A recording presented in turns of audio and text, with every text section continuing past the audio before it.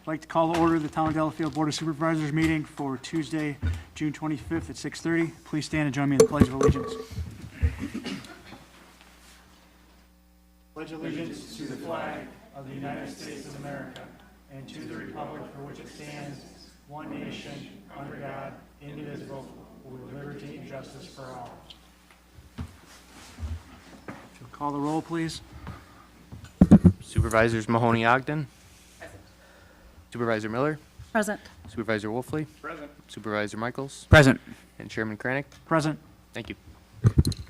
Next item, citizens' comments. Public comments from citizens regarding items on or not on the agenda. The board may not engage in discussions with the citizens making the comments. Individual presentations are limited to 3 minutes, and citizens shall follow the rules set forth in section 2.04(1)(d) of the town code. If you'd like to make citizens' comments, please come to the podium and state your name and address, and I will start the timer.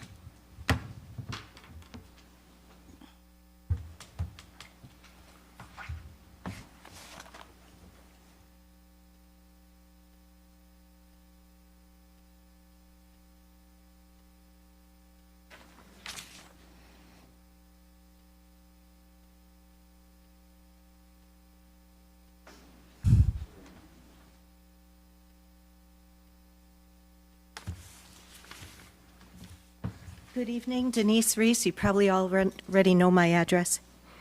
Then and now. Then, all the entrances to the development will be on Golf Road. Now, there will be intersections on Glen Cove and Elmhurst Road. Then, all units will be single-family owned. Now, there is the opportunity to rent out the condos on a short lease. Then, your sewer bills will not increase. All of the cost will be borne by the developer. Now, before ground is even broken, our sewer bills have already increased. Then, before election, I am against high-density development. After election, I think a good number would be 250 units. Then, before the election, I know this isn't what the residents want. After election in front of the county board, this type of development is what the residents said they wanted in small group meetings. Then, I agree with the idea to have the exterior properties built on larger lots and built to match the properties across the street from them. The denser areas could go in the middle of the development, so it would be less of a dramatic change. Now, the developer gets whatever he drew up. Then, properties being built will have to follow the same rules as the rest of us did when we built our homes. Now, we're talking about not even requiring basements, not protecting current residents from blasting, well problems, or basement settling, and providing proper berms and mature landscaping. If things had followed the normal process with this property, this is about when you would first be getting your first look at this. Now you're so sick of it, you'll probably just pass it through. I stand before you again, asking you to do the right thing tonight. Take your time. Be careful. Look at everything and anything that could cause problems in the future and take care of it now. If you can't do that tonight, then table it until you can. Don't forget who you were then and what you stood for then and what you wanted to accomplish then.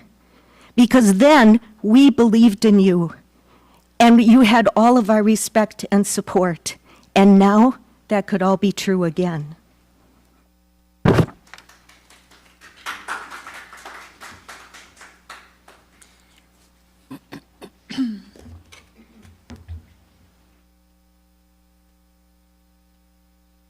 Sue Knutson, Happy Hollow Road.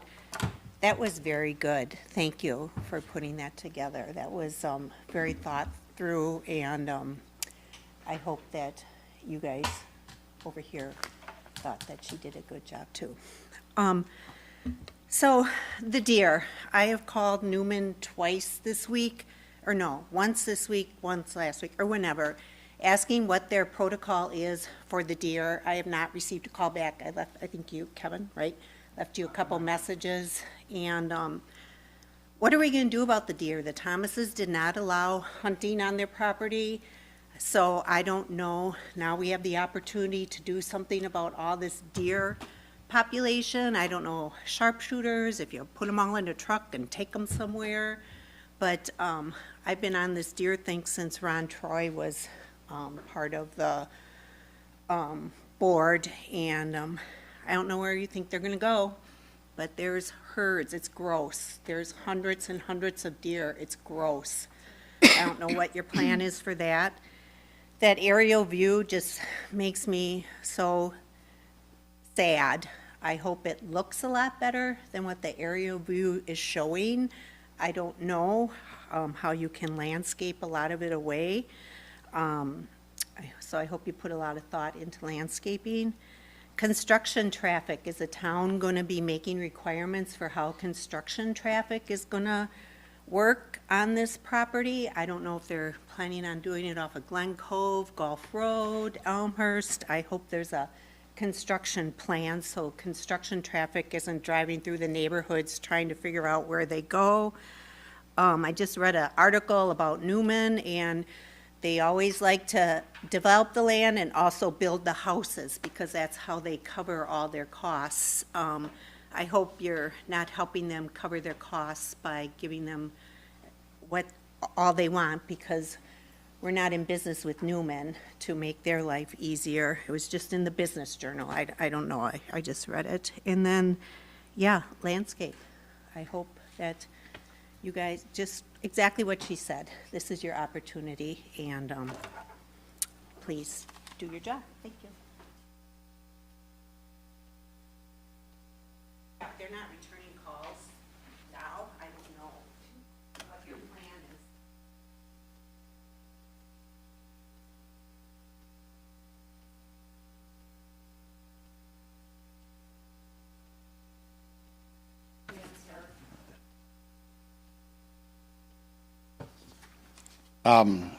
Al Nepper from High Point Estates, adjacent to Glen Cove Road. Been a long time since I've been up here, and obviously playing catch up on the new plans. The development's a reality. We tried, we fought, and we didn't win. It is a reality, and I think we need to move forward from there. What I'm looking at is now, how can we be good neighbors? And I guess I've got a short list here of how we can be good neighbors. That's hopefully where we're at. One of the points that's already been brought up, we beg that you preserve as many of the existing trees as possible. Please do whatever can be done in the development part of it. Build access immediately from Gulf Road to hopefully minimize, for those of us on Glen Cove and on Elmhurst, to minimize the traffic, the debris, the dirt, the mud, et cetera, et cetera, et cetera. If that's the way it's going to be, prove your goodwill by building access off of Gulf Road. Please build berms and foliage that's in the plan immediately, especially along Glen Cove and Elmhurst. It's already been brought up, deer. I can't get new trees to start in my yard because the deer eat the bark and the buds, and you're going to be challenged with the same thing. That'll allow the foliage to mature, hopefully, and we'll have good usable berms by the time the houses are in there. Quality of life. And I hear that maybe Newman has not been responsive already. I don't think there's anybody sitting up here or Newman that wants to be getting calls each and every day from one of us disgruntled, or one of us that said the street's blocked, or one of us that hit a 30-pound mud ball coming out of the street. Let's make sure your quality of life is also what it needs to be, as well as ours. Lastly, I would just ask Newman, I did look at an aerial view, and I see that next to Glen Cove, the first little circle is called Guernsey. As somebody who started their life milking cows by hand and shoveling crap out of barns every day, when I see Guernsey, I think, oh crap, literally and figuratively. So is there something besides Guernsey we can do? Thanks, guys.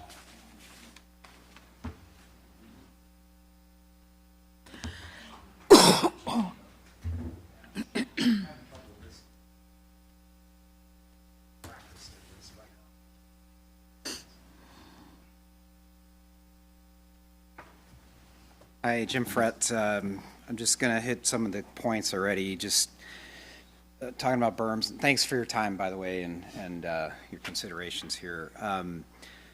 First, the Thomas family, as much as they pushed to sell this property for as much as they could get for it, they didn't do anything to develop it. They didn't do the berms. They didn't plant further to help with the sale of the property and the eventual construction here. So, as already noted, like anything that's green is less than 8 feet off the ground will get eaten. So we need to plant trees as soon as possible. The berms need to be put in as quickly as possible to have any benefit from those. And they need to be protected or else they won't last. So it's already been stated, but I'll just restate that.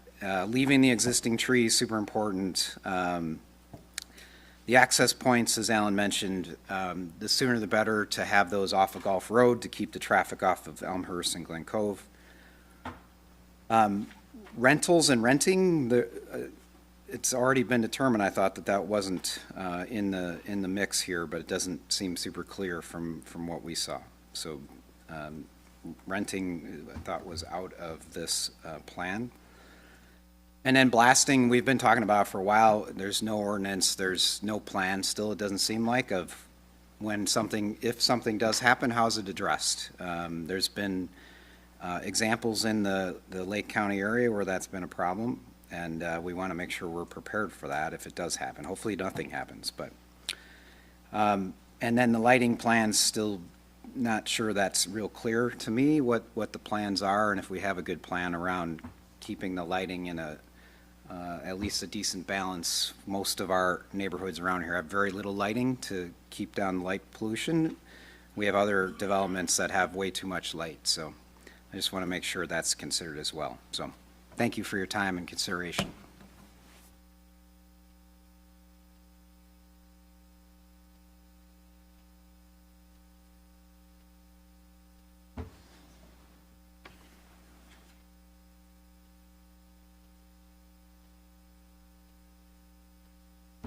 Lori Melius, High Ridge Subdivision, Crooked Creek Road. What I'd like to say is basically, first of all, there is no hunting in the High Ridge Subdivision at all, and there never has been and there never will be. We do not care much for sharpshooters or anything like that. Having had a dead deer in our backyard, which was our responsibility to remove, by the way, at a cost of $500, because the DNR doesn't touch them in your yard. We don't need wounded or dead deers falling down in our yards. Yeah, it's just something we don't want to deal with. Okay, that aside, I do not approve of any sharpshooting in there. The deer will move on. We have a lot of land in High Ridge, a lot of outlots, and they will accommodate, they will move in there, and they will do whatever they can. Do we have hunting? Do we lose some foliage? Yes, we do. But we do plant a lot of things that they don't eat, and they really don't do that at all. Okay, the next thing is lighting. We are concerned about lighting, especially around Crooked Creek. We're hoping that's not going to be there. We're concerned on who's going to be cutting the property on Crooked Creek that we sort of share on that road that's going to be going through. We're worried about any signage, that you might be planning. We don't know what you're planning on that. We need to know, are you going to have something in there saying it's part of Newman's development? You're doing pretty good with saving a lot of the free space in that area, and we are appreciative of that. But the other thing that we do have a problem with all the construction going on, I don't know if you've all noticed it, but Gulf Road is terrible. It is really beyond terrible right now. Then we're going to add your construction plus a year and a half of building a freeway and all the other bridges and everything that they're fixing all at the same time. And we're not going to get around there. It's already terrible to get through there.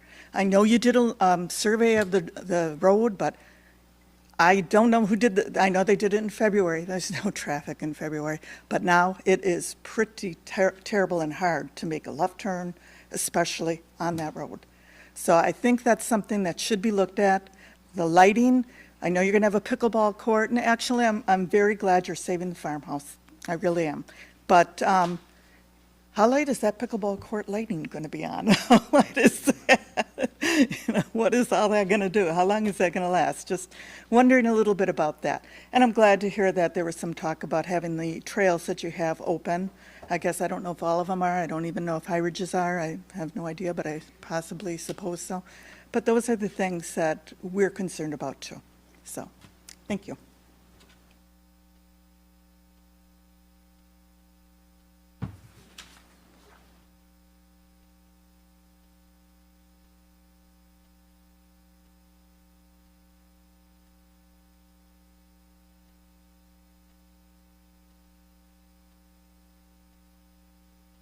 Some of you I've talked to off the air or to try to understand some of the decision-making processes and how you went about doing it.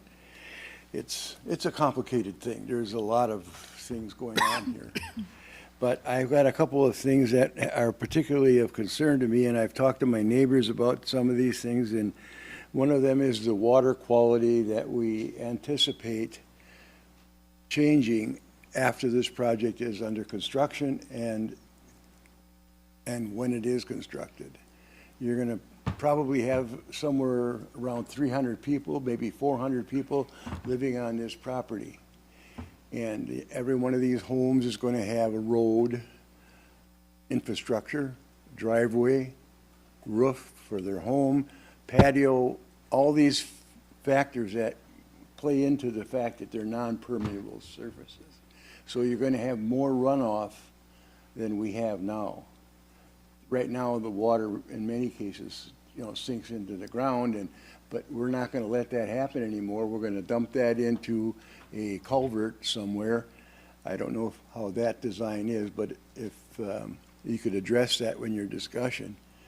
And eventually, that water from the culvert is not only from surface water, but from sump pumps. Unless you're having a separate storm sewer system. I don't think you are. Are you? No, I don't know. But anyway, that produces quite a flow into the lake. And I have been around the lake now for about 12 years, and I've seen good heavy rainfalls and how they affect the flow into the lake. Some of these places that we call dry creeks become anything but dry creeks when we have a couple of inches of rain. And so we want to make sure that whatever you do, and I know you've addressed it to some extent, that these places for retention or whatever you holding ponds really do function as they're supposed to. So Tom can do the job of monitoring those and make sure that what we're getting in there is being managed, whether it has to be treated chemically at some point, whether it's done by nature, hopefully that would be great. But let's hope that happens. Now, I did notice on the plans that there are quite a number of open spaces. Some of them are not developable according to the DNR or statute, but I'm pretty sure that those some of those properties are called outlots, and at some point, wouldn't it be nice to be able to put a couple of homes on that outlot? I've seen it happen. Unfortunately, that's the end of my time. I have a few more things. We do need to do something about making sure that those outlots don't get built on. And Tim, you know all about that kind of problem. And I have several more things, but I know my time is up. Sorry. Thank you. Thank you.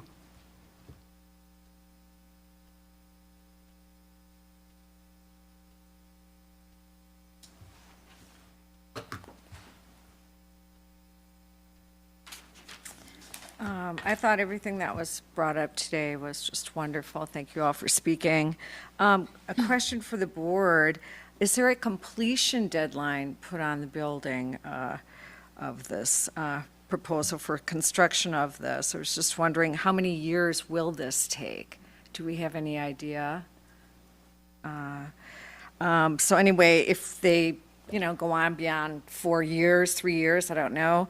I'm thinking, are you going to put on any fines or anything towards builders if they're that late? I know if I don't get a job done on time, I don't get a congratulations by any means. Also, I'm really worried about our wells. I guess there's 210 wells that are going to be put in, and the drilling regarding all these wells. Too, I'm just worried about the water as well regarding our wells, if they'll be all dried up because of all these new homes coming in. Just wanted to see a study and so forth on that, if we have any information on that. If we have any information on the wells and the study of that and how many homes can fit in there safely, et cetera. I'd just like some information on that. Thank you.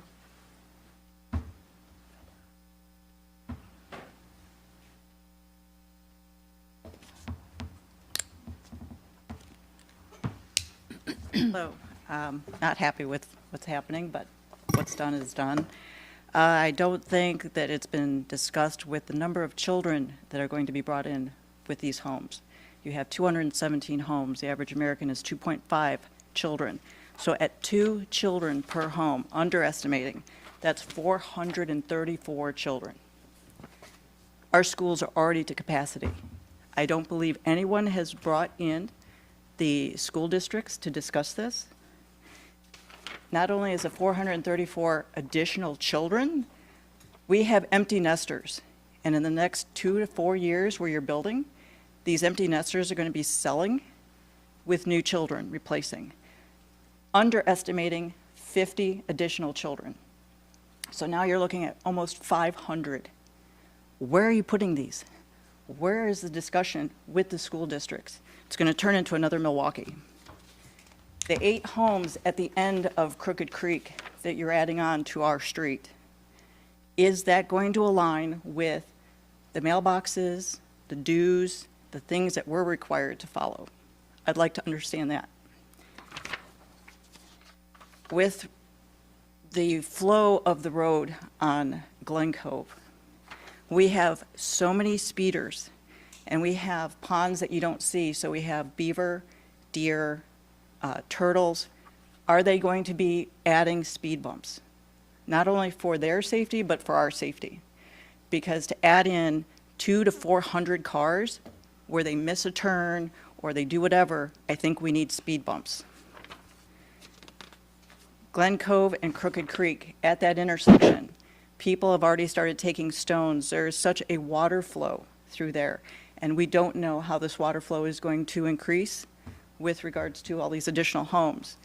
They need to take a look at those intersections to make sure that there's additional stone, appropriate stone, replacement stone that helps with that water flow. So these are the things that have to be looked at. You talked about $500,000 per home. Where's the guarantee? With the interest rates skyrocketing, going from 2.5%, they're at 7%. And they're looking to increase, what happens when they're at 10 and no one can buy? What happens to our homes and the value? So again, please look at the schools, the hospitals, the police, the fire. Nothing has been addressed with regards to the schools. And that's going to be devastating. Where are they going to go? Thank you.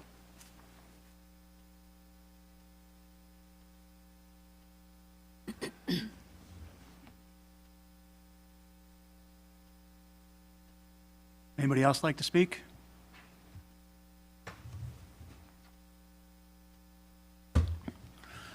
Hearing none, I'm going to close the public comment period.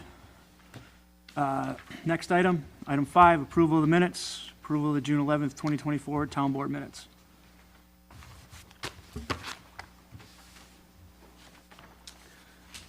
Motion to approve June 11th, 2024 Town Board minutes. Second. Motion is second to approve the minutes from June 11th. All in favor, say aye. Aye. Opposed? Motion carries 5-0. Next item, item 6, actions on vouchers submitted for payments. There are no budgets or actions to amend the 2024 budget, so I'd look for a motion on accounts payable and payroll. Motion to approve payment of check number 67723 and checks number 67725 through 67738 in the amount of $110,498.17. And motion to approve payroll dated June 21st, 2024 in the amount of $16,825.74. Second. Motion is second to approve accounts payable and payroll. All in favor, say aye. Aye. Aye. Opposed? Passed 5-0. Next item, communications, there are none. Unfinished business, there is none.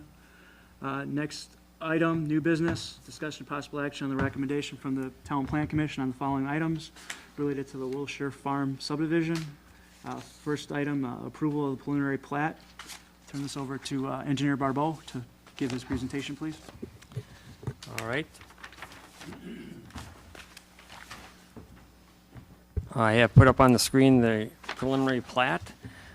They initially submitted the preliminary plat for review by all the agencies. That would be the county, the state, town, Waukesha County DOT, or Public Works Department there. And they, comments were provided back to them by all those agencies, and they incorporated those comments into the document that I have up here. It's dated April 30th, 2024. This preliminary plat shows where all the lots will be, all the roads will be. They have contours on here, soil information, a number of pieces of information on which we can base an approval on in order to go forward. I make that point because once the preliminary plat is approved and we get a final plat in for whatever phase that they do, if that final plat is in general conformance or in conformance with the preliminary plat, then that final plat automatically is allowed to be approved, or in essence, cannot be denied if it's in conformance with the preliminary plat. So this is an important document on which we want to base, the layout, everything related to the lots associated with that. The Plan Commission had reviewed this.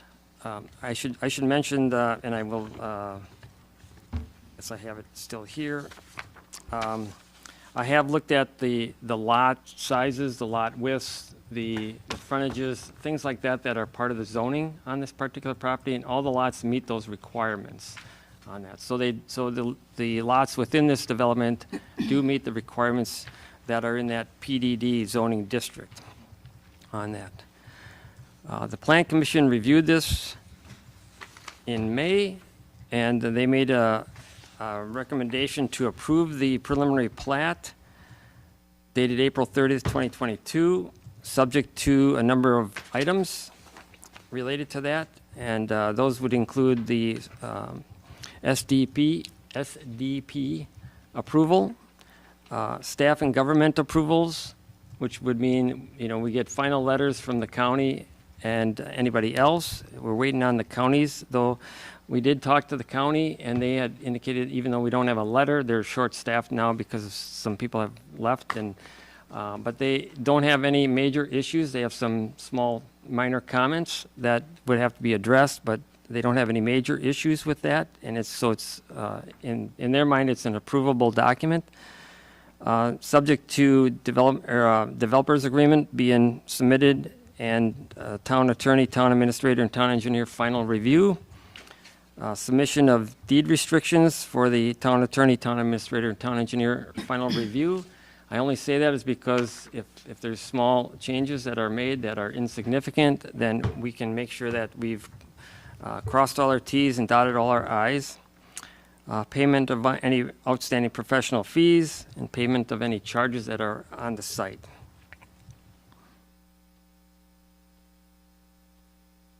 And so, at this time, as I said, the Plan Commission is recommending approval, and they made that motion, and it was unanimously recommended 7-0 on May 7th, 2024.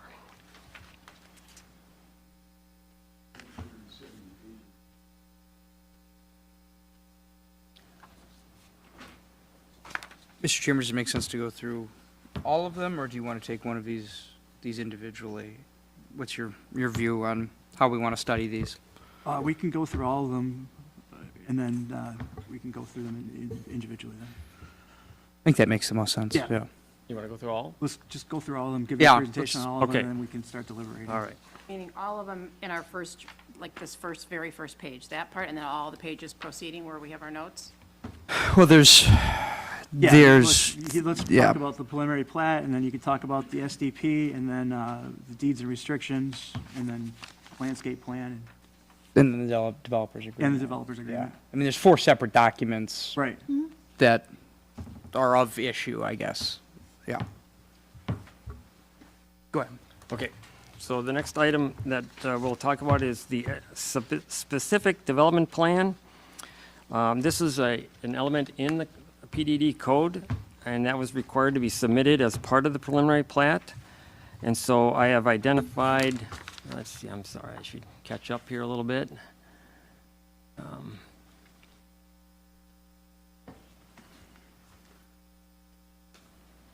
There's a number of elements that had to be addressed. They had to provide a detailed site plan.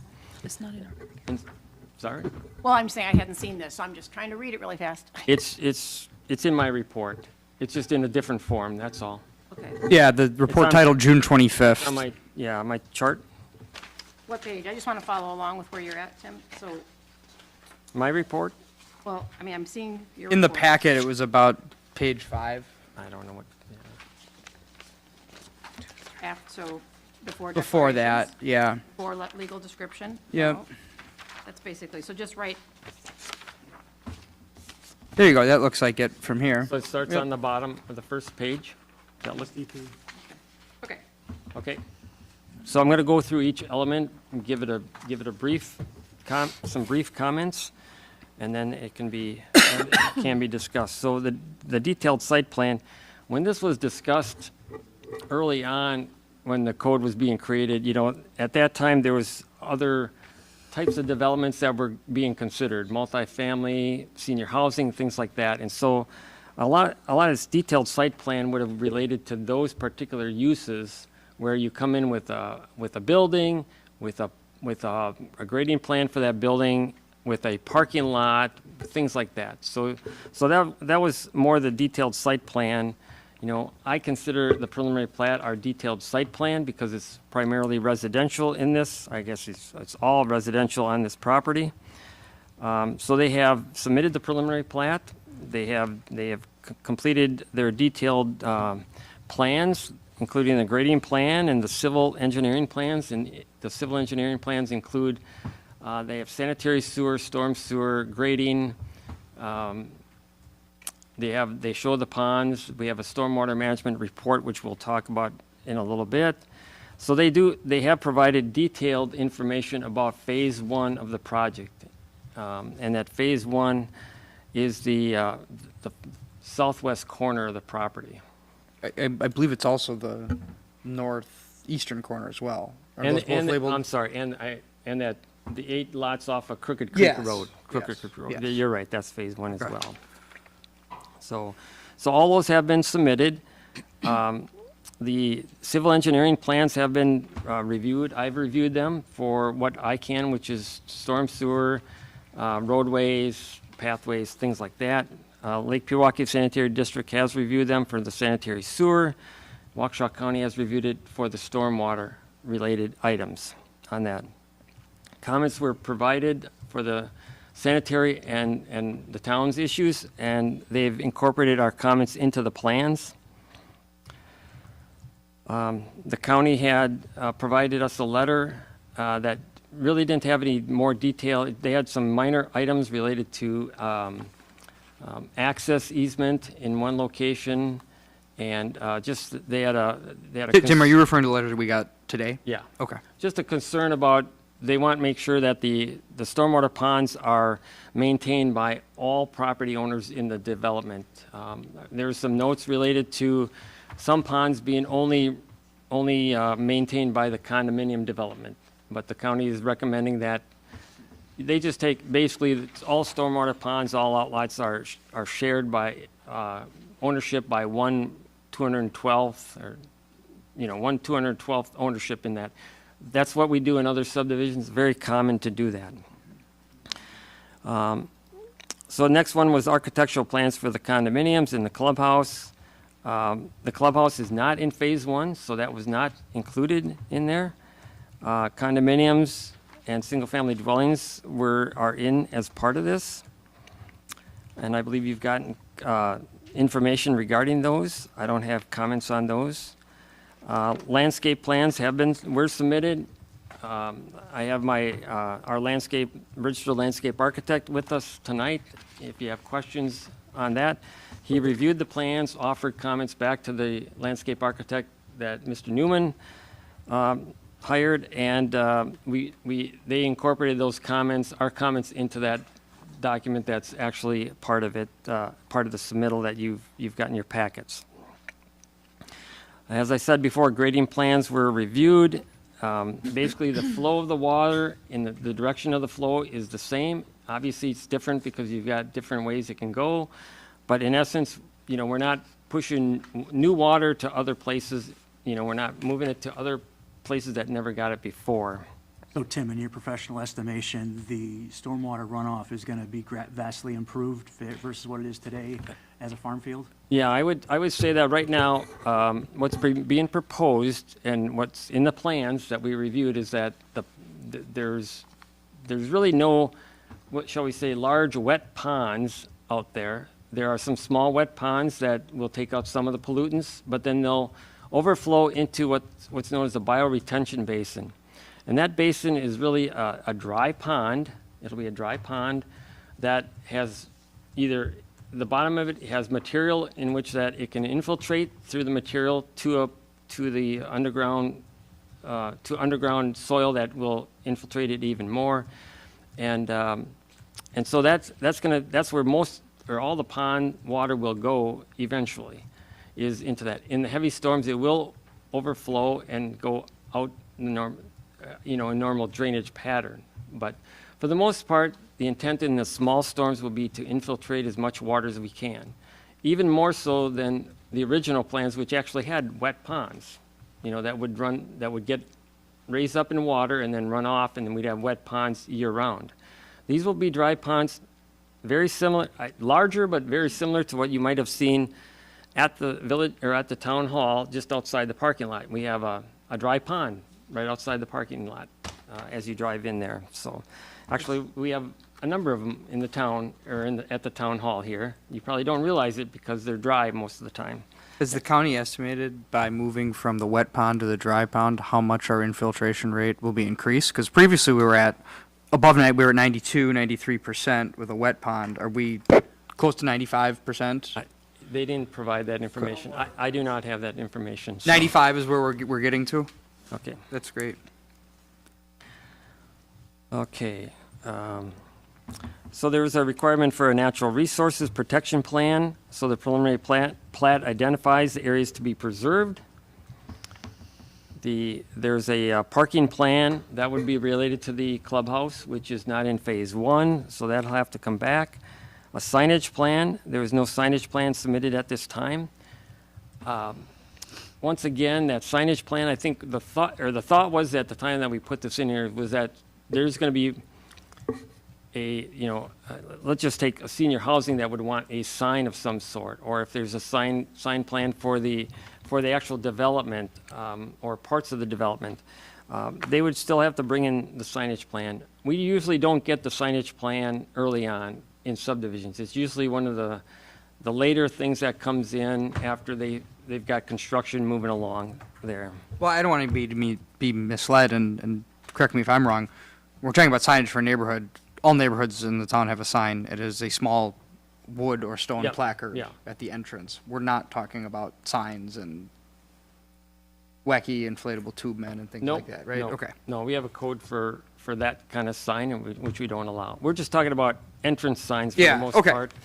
And then when we get to the developer's agreement, we have a requirement for street signs, stop signs, warning signs, things like that. So we have they're required to do a traffic plan, which they've done a traffic report. There's really no change from what we've seen. There's detailed plans that would have to be created for submission to the Waukesha County Department of Public Works, and they would do the approval on the Gulf Road entrances for that. We have entrances off Elmhurst and Glen Cove, and those I have reviewed and basically approved those as part of the traffic plans. And I'm talking more about the details of how it's going to be constructed, how it connects to that other particular road. The bike and pedestrian plan was submitted. You saw that in the general development plan. They'll have a paved path between Glen Cove Road and the Lake Country Trail. They'll have private walking trails throughout the subdivision. A lot of subdivisions have these already. I think we know that the paved path to the Lake Country Trail will be public.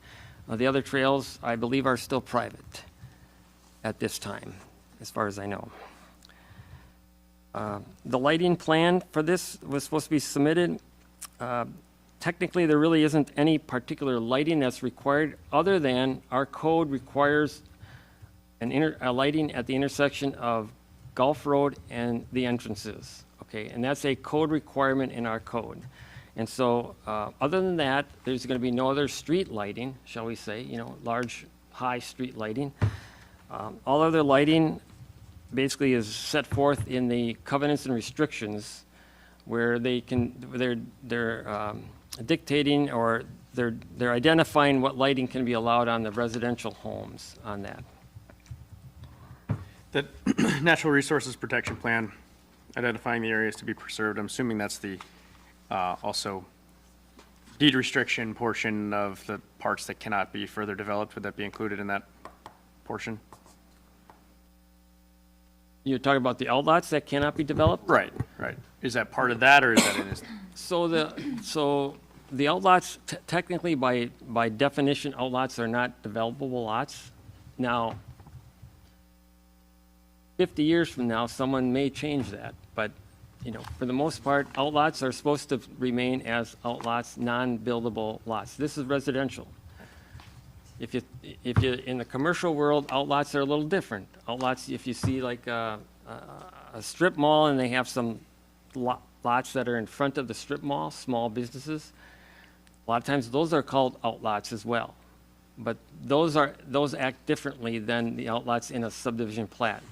So the plat is set that the outlots are not going to be developed. It's set as open space. We're setting the open space. It's required by the code on that. And we have outlots in every subdivision, and our. Who's going to own the outlots? It would be the 112, 10 people that live there. 212. So I don't, because I don't want to mislead anybody that's watching at home. There's 110 homes that will own the outlots. No. 200, excuse me, 210. 212. There's single-family homes and condominiums. The number doesn't matter. The government body will not have the authority to build more homes on there. They're owned by the individual outlot owners of the people that live Correct. there. So it's not the Newman Corporation, it's not the Thomas family, it's not the town of Delafield that has authority to change anything on there, correct? Correct. Okay. It would be, if all 212 property owners tried to do it, then they would all have to agree to that, because they all have a fractional share of that ownership. They would all have to agree to that, which doesn't happen. It's not happen. Let me just say it doesn't happen that I've run across. Right. On that. All right, the last one was covenants and restrictions, right? All right, so this document is a document that is developed and provided by the developer for this. It pretty much addresses very particular items for the development related to the architecture of the homes, how the homeowners association is operated, anything else that they want to put in as a requirement on those homes, that they can put that into. What I do as part of the review of the covenants and restrictions is to make sure that what they are putting in does not conflict with the town code. And it has happened, and I have to check for that to make sure that they're not trying to do something like with an accessory building or with a setback or an offset that conflicts with what our code says, because we have to follow our code. These restrictions are enforced by the homeowners association for the development. And normally what happens is the developer, once the homes start coming in, the developer is the homeowners association until they can get some people in to become members of the association and, officers of the association. And so then that association would maintain that. And then they're the ones that kind of operate, who's going to maintain the outlots, maintain the ponds. They have that responsibility as part of their deed restrictions to maintain those items. So they have to maintain the stormwater ponds. I think there was a question about that. Who's going to maintain them? We'll have an agreement, a maintenance agreement with the developer that will be signed, and then that will be passed on to the homeowners association. And then if something comes up that there's a problem with a pond in some sort, then the town has the opportunity and the right to go in there and say, you have a problem, you have to fix it, and it's your cost. And if it doesn't get fixed and we have to fix it, we can charge it back to you. Okay, so that's how we can maintain that those ponds are, that's how we can make sure that those ponds are maintained. Part of the reason we do that is we have a stormwater permit from the state. It's called a MS4 permit from the state that we have to acquire and maintain. All communities have to do this. And in order for us to count those ponds into our permit, and our permit, I know this sounds strange, but we have to have a permit from the state to allow our water to drain to the waters of the state or to the lakes and rivers, okay?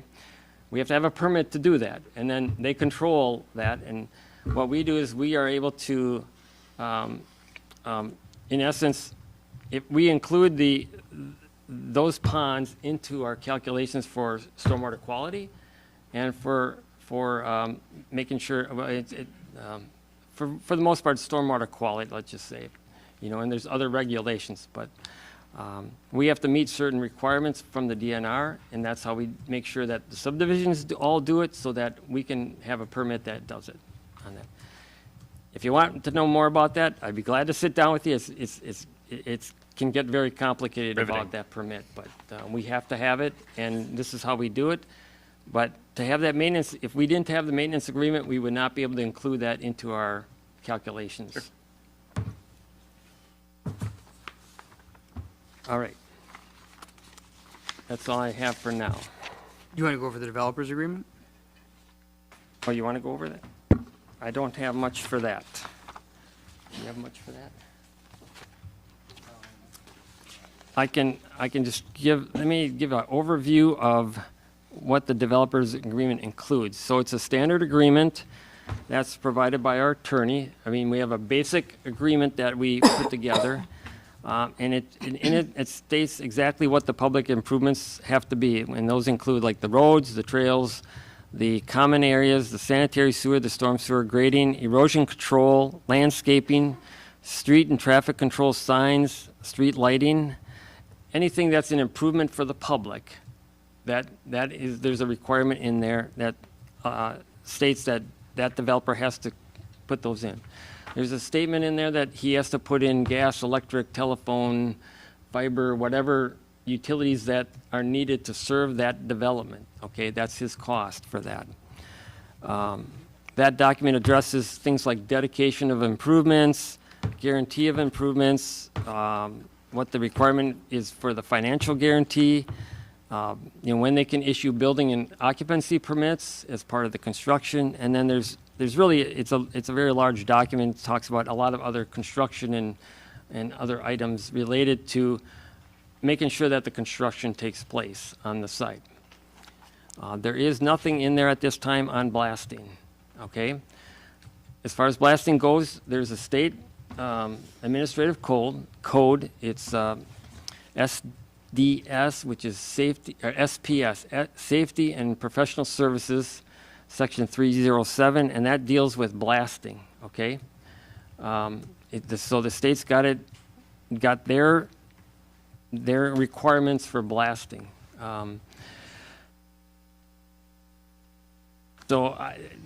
We could talk about that some more as to, if we're concerned about blasting on there.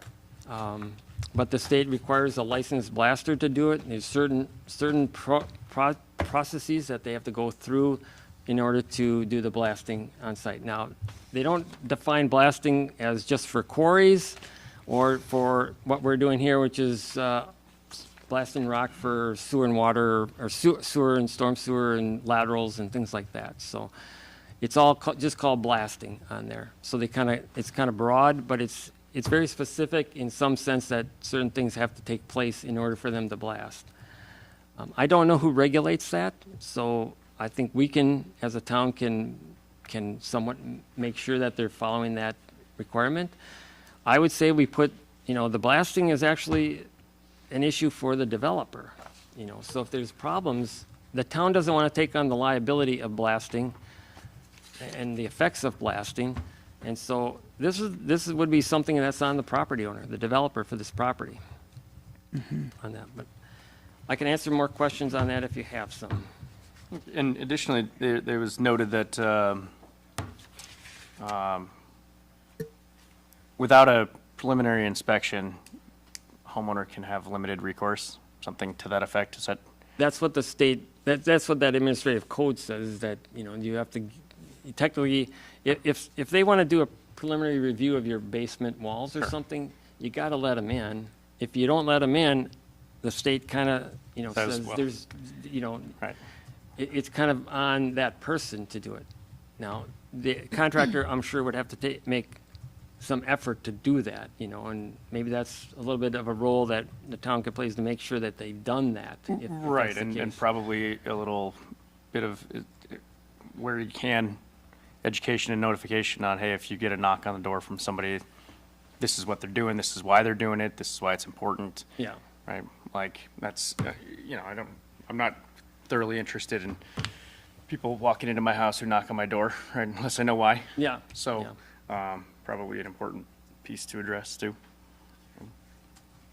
Yeah, I think as much, when that time comes, as much education and I think the role we can play is certainly to host events with the contractor and the developer and make sure everybody's aware and kickoff meetings and a lot of explaining of what's gonna happen, when it's gonna happen. I don't want anybody to be caught off guard, right? Right. So Steve, or Supervisor Michaels, I'm trying to get better at that. No first names here. I'm not fancy. You said when the time comes, and that's, I guess, my question. Is that what we're working on today, when the time comes, or do we need to address it now so we don't wait till the time comes and then we're kind of scrambling? I guess So that's the yeah. question I have for. So that's a question I want to ask to everyone on the board. What's the next step after today? If we were to approve the preliminary plat, the specific development plan, and the developer's agreement, what's the next step? I'll let I Tim can answer. Go answer ahead. that. The process is that we have these documents that have to get signed, so the developer's agreement would have to get signed. The plat doesn't really, that just gets the approval and that's it. That's the end of that. The covenants and restrictions get finalized and then they're submitted to the town and recorded, okay? At some point in time, I think we do that at final plat time, final plat time. So that's gets it gets it ready for the final plat. The big key is usually at this point in time, the plans are being prepared, but we're way ahead of the game here in the sense that they've got the plans pretty well prepared. We'll get those finalized. We want to do final reviews so that I can sign off on those plans. The county can sign off on their part, stormwater, and LPSD signs off on their part for the sanitary sewer. And then there's a letter of credit that has to be prepared, and that is a financial guarantee, and that's for all the public improvements on the site. And that money is put in a letter of credit. We usually put an additional 10% onto that amount. So they usually provide me with bids. I review the bids to make sure that the numbers look reasonable. I don't want to get something that, when they say we're going to grade this for like, $10,000 or something like that. I mean, I know what kind of numbers. I usually get those directly from the contractor, so I know what those numbers are. Make sure they're reasonable. We require a letter of credit. They have to provide the letter of credit on that, and then we would have once that's all in place, we'd have a pre-construction meeting, and that would be usually with our staff, LPSD, county, the developer, the contractor. That would be a big meeting just to understand the process, when they're going to do, what's their schedule, what are they going to do first, when are they going to blast, when are they going to do certain things. Is the And- bo- and is the then board construction attending can that start. meeting? Pardon? Is the board attending that meeting? Typically not. Staff meeting, I know, I heard. I Typically heard you. not. Okay. I don't think a board member ever has, or ever wanted to, but, Okay. so. So is today the day, so if we have questions about the covenants and restrictions, if we have questions or comments or feedback on architectural, is today our only day to offer those suggestions and receive affirmation? Because if we don't say, if we don't speak up now or have a question and it gets agreed, then whatever's voted today, and if it goes through, we can't go back later and say, well, we didn't know they were going to look like that. Am I hearing you that because I know we keep saying, well, then later. We keep saying, well, they can't, the houses can't be built yet. So when do we really iron out the architectural details? Right today? Yeah.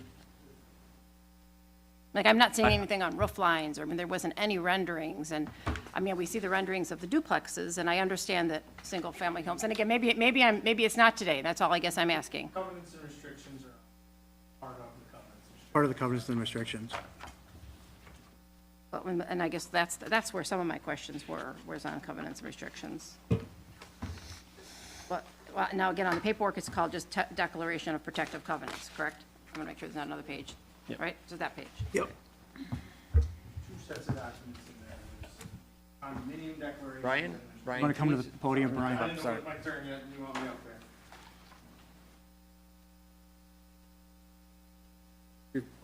It's your turn. Again, I'm Brian, Newman Developments, and if you're all ready, I'm ready to answer your questions. So, but to answer yours, yes, the declarations are in this for approval tonight. The descriptions of architectural are in there. Single-family home renderings are not typical of anywhere I've ever developed. That just leaves architectural variety on the table. Well, then, so I guess that's just a, yeah, we believe you kind of thing? I mean, how do we, I guess No, that was one of my comments. the minimum requirements are described in the declarations.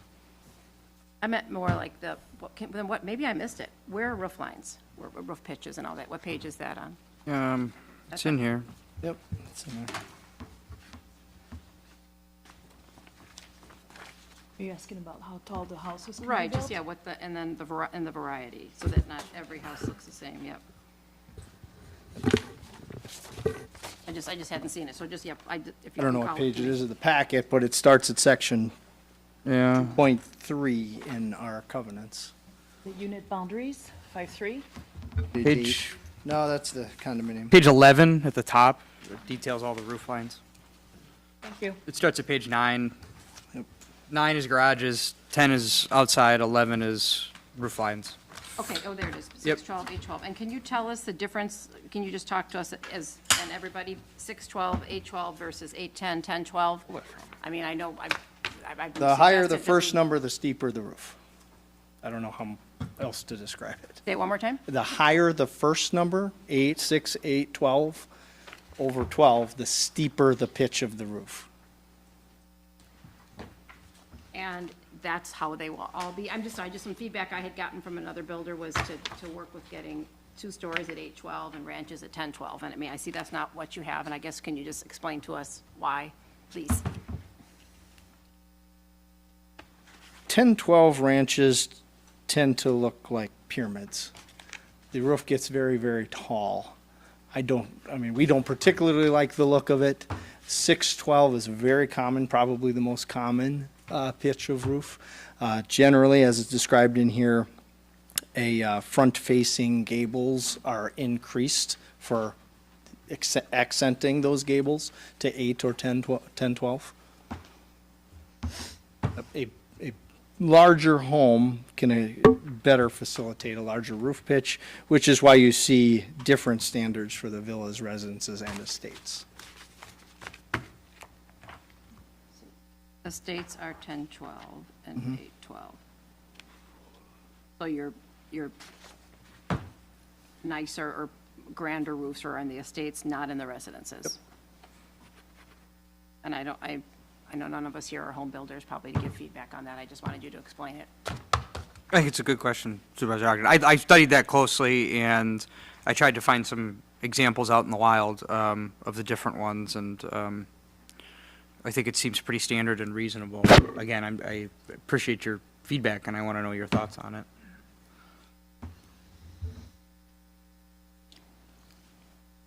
12 villas.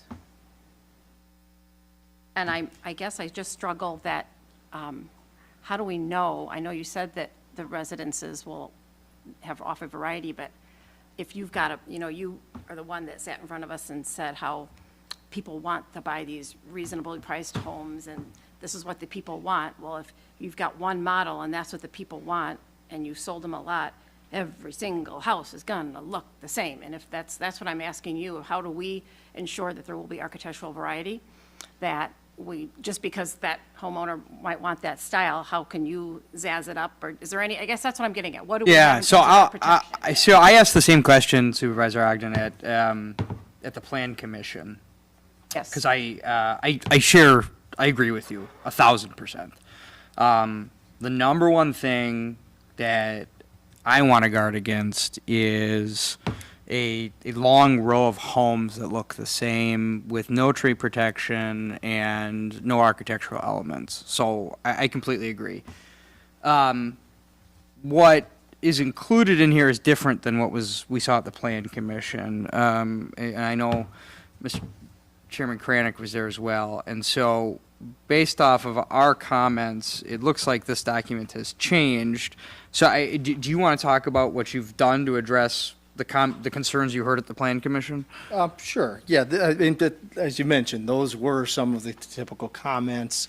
How are ways to enhance all the sides of the house to make sure that there are variations in elevation, sizing, things like that. So I can say that the Architectural Control Committee is initially established by us as the developer, and we review every plan that gets built. We keep very studious notes of who's building what, where, even when it is our company, because we, at the end of the day, have our name on this development too. So we want to make sure, just as you do, that in the end, it's a good-looking development. So we regulate floor plans. The general rule in practice, and feel free to ask any other neighborhood association, is if a home by a color or a named floor plan is on one lot, you can kind of go to all the adjacent lots, and that home is not going to be approved. So, I mean, there's only so many colors, so there will be colors repeated, but it won't be in adjacent houses. The same house by name and elevation will not be built on an adjacent lot. I mean, those are common practices of an architectural control committee, which is given a lot of power in this document. I mean, and that's what I want to hear. I just want to make sure we don't need to see that in writing in our plan, so that a handful of years from now, we're not walking through and saying, well, Brian doesn't work there anymore, but all these 3 houses are all looking the same. I mean, I guess that's what I'm asking. How do we just know it's in the minutes and that's how it'll happen? Because that's what you said is what we'd like to hear, that there will be variety. Yeah, and Brian, I had specifically asked about, guarding against the back of homes and having that four-sided architecture. I think, do you want to talk about some of the language you put in on sure. page 10? Yep.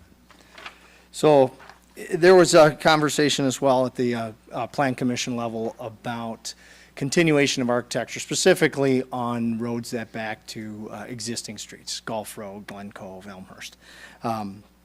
So what we proposed and highlighted in here is that a consistency of architecture from a front. So if a front has a particular theme, and there's quite a variety of architectural themes out there, some use shake siding, vertical siding, combinations of stone and otherwise, certain elements will be continued on the sides and the rear. And that's described in here as, just taking it out of the villas, architectural features of the front elevation, such as vertical siding, board and batten, shake siding, or gable details, shall be continued on all elevations. So that's that portion.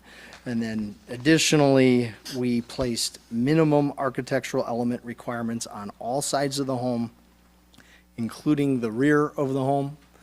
So at least 5 architectural elements, which are described as windows, doors, closed shutters, 5 ponds, horizontal trim, breaks in elevation or foundation, in requiring at least minimal breaks at the rear of the home as well, which is really frankly uncommon.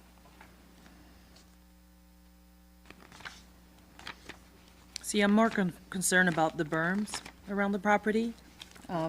That's the landscape plan. That's landscape plan. And We're talking about the visual, right? Like. Yeah, I agree with you. I It's think they're, It's directly. I think they go hand in hand, Supervisor Miller. I really agree. I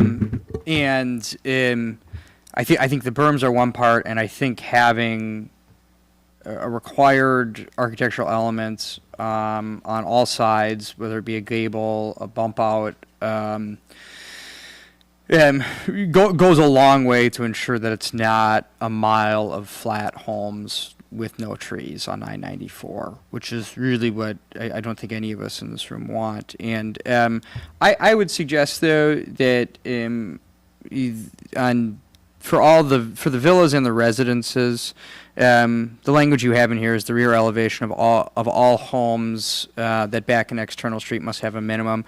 If it's okay with you, I would request that we delete that back to an external street and not subject this to just the back street ones, but just do it for all homes. Yeah, I'll say that it is our job to provide the greatest value to the home buyer. There are things like this that don't always add value beyond, the size of a home and things like that. But I will. Sometimes our jobs conflict, so this might be one of them. But because our job is to. I am okay with removing that language and of just limiting it to the external streets, and we can, when the final draft comes through, you'll see that it is applied to all homes. Okay. That's good. Supervisor Irons, are you following that one? Answers, yeah, and Okay. just going back to the fact, as long as we have it documented, I'm good with that, and thank you for explaining your roof pitches and your, we're safe to say that the duplex condominiums will look kind of the same. I understand the houses It is the aren't. nature of a condominium Right, that there yeah. is some similarity. There will still be varieties in colors, accent features, and things like that. They're all one story, correct? They're all one ranch story. story? Yeah, they Okay. are all ranch duplexes. But the bottom line is, you took the feedback from the Plan Commission and you came forward with what sounds like a very workable solution to add some variety and make sure that we get four-sided architecture, which was very important to the Plan Commission. We appreciate that. Can we, since we're talking, can we talk a little bit about lighting now? Is that okay, or not? Do you want to go? You want to do landscaping? Yeah, let's do landscape. Let's do landscaping. And Brian, if you don't mind, could we have Tim's colleague come up and just give us his overview? Yeah, Yeah. yeah. Absolutely. Thanks. So now, which map now? This is That's you, Tom. It's one. My colleague.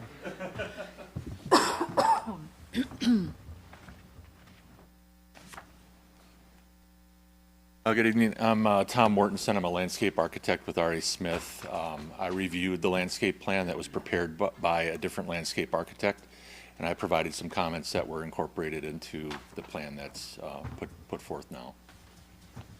Awesome. There's some concerns about lack of mature trees. Being a landscape architect, could you give us your professional opinion of mature trees versus trees that are going to grow and kind of how that works in the world of landscape architecture? Yeah, it changes because of availability of plant material. So, you can transplant a 6-inch caliper tree with a tree spade, but anything beyond that you can't transplant. So a 6-inch caliper tree is truly the largest tree that you can plant. What I've seen in my 35-year career is that when you plant a much larger tree next to a 3-inch or a 2.5-inch caliper tree, over a period of 5 to 6 years, or longer depending on the species, they almost catch up to each other. So you get the instant impact with a larger tree, but currently we're having a really hard time finding large plant material. We had one project that had to go down to Illinois to try to find some trees that can only be dug at specific times of the year. So part of this is supply and demand. You can't just say, I want a 15-foot evergreen, because you probably aren't going to find one. And so, part of this is also just based on availability and the nursery trade. Is is what's in here, I guess the size of the tree is standard for what you're seeing as development and planting of trees. Is that your read of it? Yeah, I mean, we usually spec evergreens between 5 to 8 feet, depending on availability, and we like to stagger those sizes. But, you know, the plan, I think, calls out for 5-foot evergreens. 2-inch caliper trees is very standard, 2.5 inch is very standard. I used to put 3-inch caliper trees on my plan, and we can't find them. They just don't exist. So, you know, part of that, again, is that supply and demand thing. But the 2.5-inch caliper, 2-inch caliper deciduous tree is very typical. And what are we doing to protect them from the deer immediately? Like, once we put them in, what's the plan? Well, the species that I reviewed on the plan, none of this is what I would call deer candy, but in the fall, you know, bucks will rub trees. And so I've talked to Tim and Dan about this, that in the fall, I would say September, it's best to put some protective guy wires and things around the trees so that the deer don't rub them during mating season. And then that usually ends in January, February, when the deer drop their antlers. And then you remove that protection in early spring.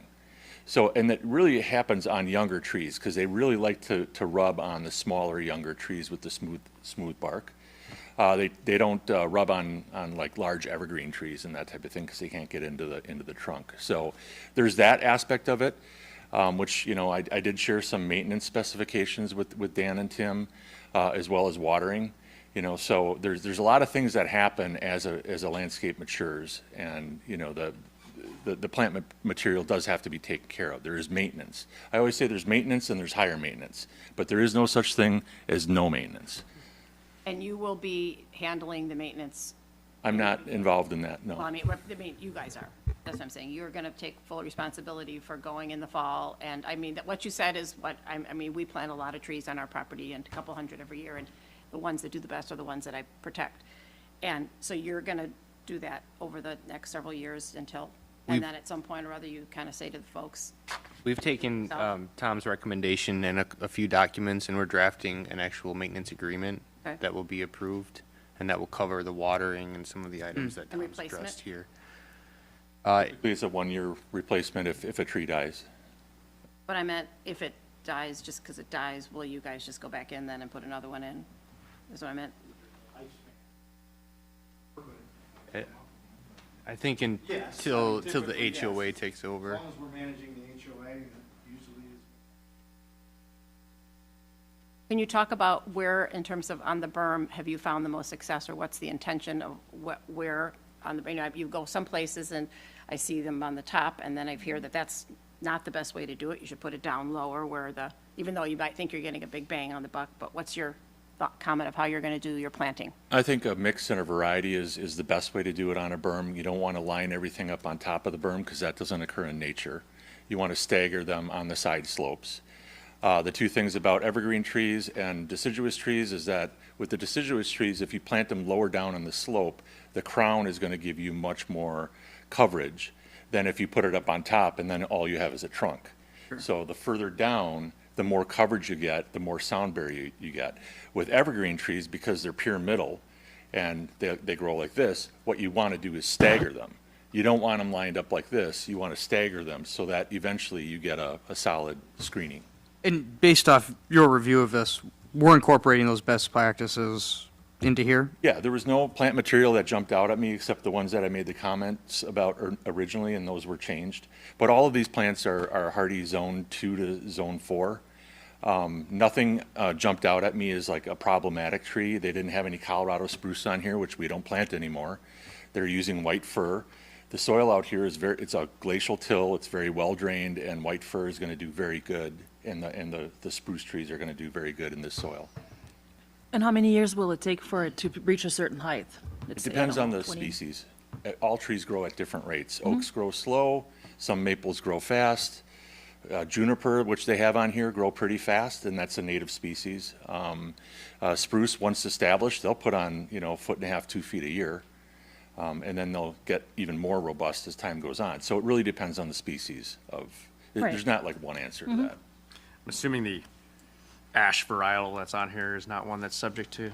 No, it's a animal showy ash mountain ash, which is a native species. It's not, it has nothing to do with that species. I know it gets confusing because they say it says ash, but it's not anything we have to. Good to know. That's why we have you here, yeah. You talk about the staggering, and that's what I'm interested in too, because I want rows and layers.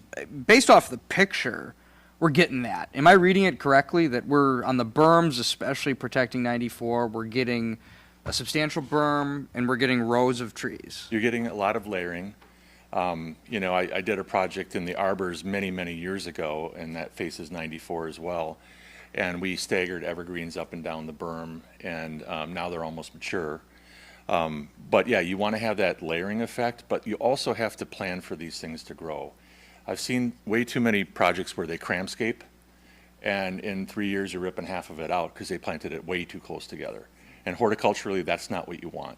You want these plants to be allowed to grow and eventually touch, so they form a solid screen, but you don't want to cram them in right away. Can you talk about the berm on Elmhurst? We've had some feedback from residents that, can you talk about that berm compared to the other berms in terms of height, and that it's not as big as the other berms? The width, right? I just have the landscape plan. I don't have the grading plan. So like we're at phase 1 right now. Obviously, we're only Yeah, we're just talking focusing on about phase the 1. corner of Gulf and Glen Right. Cove right now. I'm looking at the map and it looks like the Glen Cove Road berm is wider than the one located by Amherst. Yeah, that's how the ordinance was written Yeah, initially. The ordinance had 50 on one side and 100 on the other. And why is that again? What's the reason? Because of the mature trees along Elmhurst. And I think Tim and Dan can answer that further. Yeah, the discussion when that came up was that, because on the east side of Elmhurst, there are mature trees. Which we're not touching, right? What? We're not touching those. No. Oh, no, that's on the other side of the road, okay? So then, and I think that this kind of came from some input from the county when we had our county meetings here. And they said, they could build a berm and still have, 50 feet is enough to build a berm and have some plantings on that berm. On the Glen Cove side, there is actually no trees on the west side of Glen Cove. There's a dry detention pond there. And so, There are some trees, but there's not that many on Elmhurst. Privately owned trees. What's that? Privately owned trees. On the other side, but not on the development side. That's what I'm asking about. That's where I the don't know small what, berm is. I don't know what side you're, on the Talking about west the side, south- on the west side of Glen Cove. Southwest corner here, it's- there's nothing. On the Currently. west side of West side of Glen Elmhurst. Cove, And I'm talking about the west side of Elmhurst. the west side of Elmhurst, yeah, there's. No mature trees. Yeah. There's only trees way to the north, where Yeah, there's a curb there, and those will remain. Right. And then there's really not a whole lot of trees, and there's some, but No, not a there's lot. not many on the Right, west side so I of was just wondering, that's Elmhurst. that's where the skinnier berm is, though. But that's still a berm. Right, But I'm just wondering what the rationale of why that berm isn't It like was, the other it was berms. really because everybody looked at the east side and said, well, that's already got a buffer of trees that's currently there. And so on. But I don't understand the reasoning behind 50 feet for width on the berm by think that- Elmhurst versus Glen Cove Road. I'd like to understand People why. are driving down that street, and you're gonna see homes with large lots, and then you'll see all the homes with little lots and the berm. I mean, it seems to me you should be consistent with the Yeah, berm. I agree. Well, And that's the feedback we've gotten from the residents, too. Is I that don't really have an answer. just be consistent. That's just part of what the Plan Development District was approved, so, I mean, the other factor, and I think Tim talked about it, is there's mature trees along the east side of Elmhurst Road. There's also a slightly larger lots compared to the villas. I think those are the estates that border, I want to say 3/4 of those, so slightly larger lots until maybe the last house to the south. And then I think when drafting it, we took into consideration the golf course that's open space as opposed to, I think most of the homes, there's mostly homes along Brookstone Circle. So that's kind of the reasoning behind it, so. And okay, I hear you, I feels like, I don't know why you would just, you're saying it was already approved that way, I don't agree, that I think you should make it consistent and make the berm consistent all the way around, just the people who live on Elmhurst, maybe they have put their plantings up there, but not everybody is in those homes, so there's other people that drive down the street or walk, and are used to not having to look at So small little lots. Yeah, and I just want to make that comment. I was looking at the map today for the Brookstone Circle area, okay? So that's west of Glen Cove. Looking at the scale, so I was able to kind of like estimate the width of the berm north from Gulf Road, okay, at the corner of Glen Cove and Gulf Road. And it looks like it's over 250 feet. Are you talking about Gotta- the I'm setback from Gulf Between to? Gulf Road and the beginning of Brookstone Yeah, Circle. I think we got to clarify what you're looking at there, because I believe, and Tim can correct me too, part of Brookstone Circle, that offset from Gulf Road, is the retention pond too. Oh, okay. Well, and at the That would explain time, it, the people who were in our positions were, how do I say it nicely? Brookstone they- Circle was very controversial at the time also. Yeah, but they actually, the people who sat in our chairs now had the guts to say, no, you can't do this. You've got to have a bigger setback. I mean, that's really the difference. We didn't allow that. We're allowing it to be all the smaller lots. I would say that that's not the case. And that's a great berm, though. The only reason that those houses are set back to the west for the Brookstone Circle, High Point, was they needed a detention pond, and that's where they put it.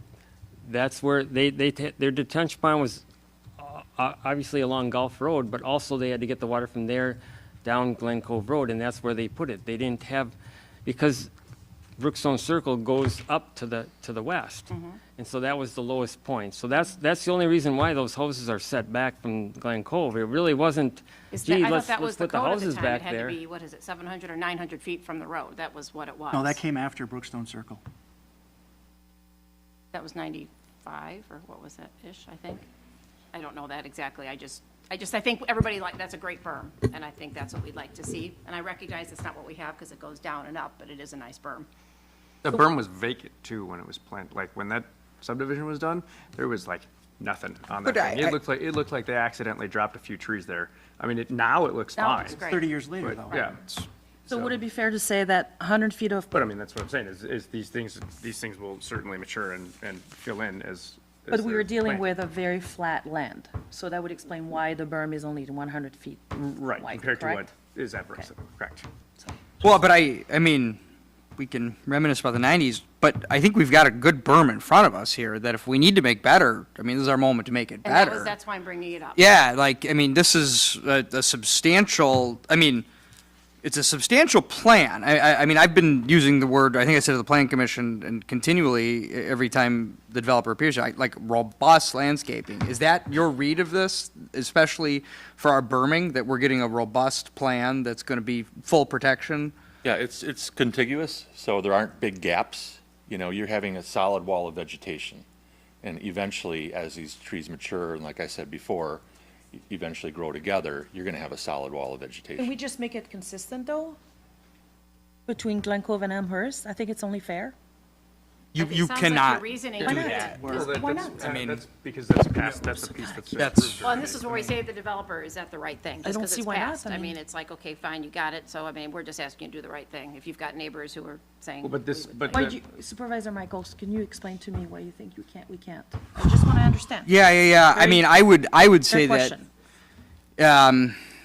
when the zoning was passed, the zoning required the 50-foot setback, and the general development plan was presented and approved in substantial conformance with the zoning plan, and the preliminary plat and the specific site plan do not contradict that in any way. So, while I understand your point, and I want to guard that street, I specifically want to protect the trees that are already there, and then I want the berming and plan there to be as robust as every other side. But we've already approved as a governmental body the 50-foot setback there. I mean, taking another 50 feet out of it is not a feasible change to the plat that we're looking at. That would be my read of it, but I'm not an expert on this stuff. So you all feel free to ask questions. Brian, Oh, what's your thoughts? I would agree with your assessment of that, Supervisor Michaels, that that was agreed to in the Plan Development District, and then it was. It hasn't already- changed. This is not new. Yeah, I this mean, wasn't something new that just came Now up. that we're looking at it colored and all that and getting feedback from residents. No, that's fair. There's things I noticed this time around that I didn't before either, so I think that's fair. But I mean, as far as I'm concerned, just because we're discussing this right now doesn't mean I'm going to agree with it.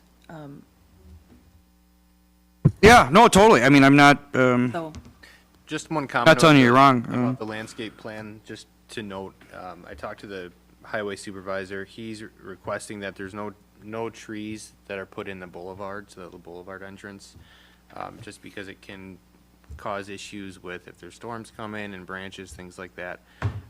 where's the boulevard entrance? Are you talking about on Off Golf? of Golf Road. So there's some in there now, right? Yeah, so those would be removed. They'll still keep all the shrubs and things like that, but the trees with the larger canopies, he's worried about for his This is trucks Donnie's and- request? What's that? This is Donnie requesting Yeah. this? And then also, in the cul-de-sacs, that we limit any trees that are put in, so the canopy doesn't exceed approach 5 feet from where the curb is. With no railing. So, I don't agree with the supervisor on this, but Yeah, I don't his know. comments That's are what we're noted. saying, Lyle's beautiful tree, I disagree too. with Hey, him on that. Supervisor Ogden, you developed a neighborhood in the town of Delafield called Maple Fields, and the cul-de-sac with the maples is gorgeous. It's wonderful. That's probably the one he hates, but I don't agree with him on this point. I'm just but, putting in his requests, so. Yeah, and I definitely don't want to take trees out of the plan. In fact, Brian's gonna hate me, but I'm gonna ask for more trees. But, and I especially don't want to see trees removed, along Golf. I mean, there's 3 beautiful trees there, so, I would disagree with him on that. Brian, my math here is that your plant totals is 478 trees going in this project. That's not me counting, that's what your numbers say. Yeah, that's what's- I- what it says that on does line not, spread in front of that me. does not include the amount of trees required in the covenants, correct? That's just trees. Does not include individual private lot plants. Because in the covenants, we have roughly 3 trees a lot that are required to be planted, correct? Yeah, I mean, if we include those, which is another change we should note that I believe you made from the Plan Commission's feedback was that we would be requiring at least 3 trees in the village residences and estates. I got the impression they were in the front. My request was, can we also have even the residents be required to plant 2 in the back? And I know your issue is maybe we don't want to over berm, but along Steve's line. Yeah, so Supervisor says the village each lot must plant a minimum of 2, which has been up from 1, and 1, minimum of 2 and 1 in the front yard.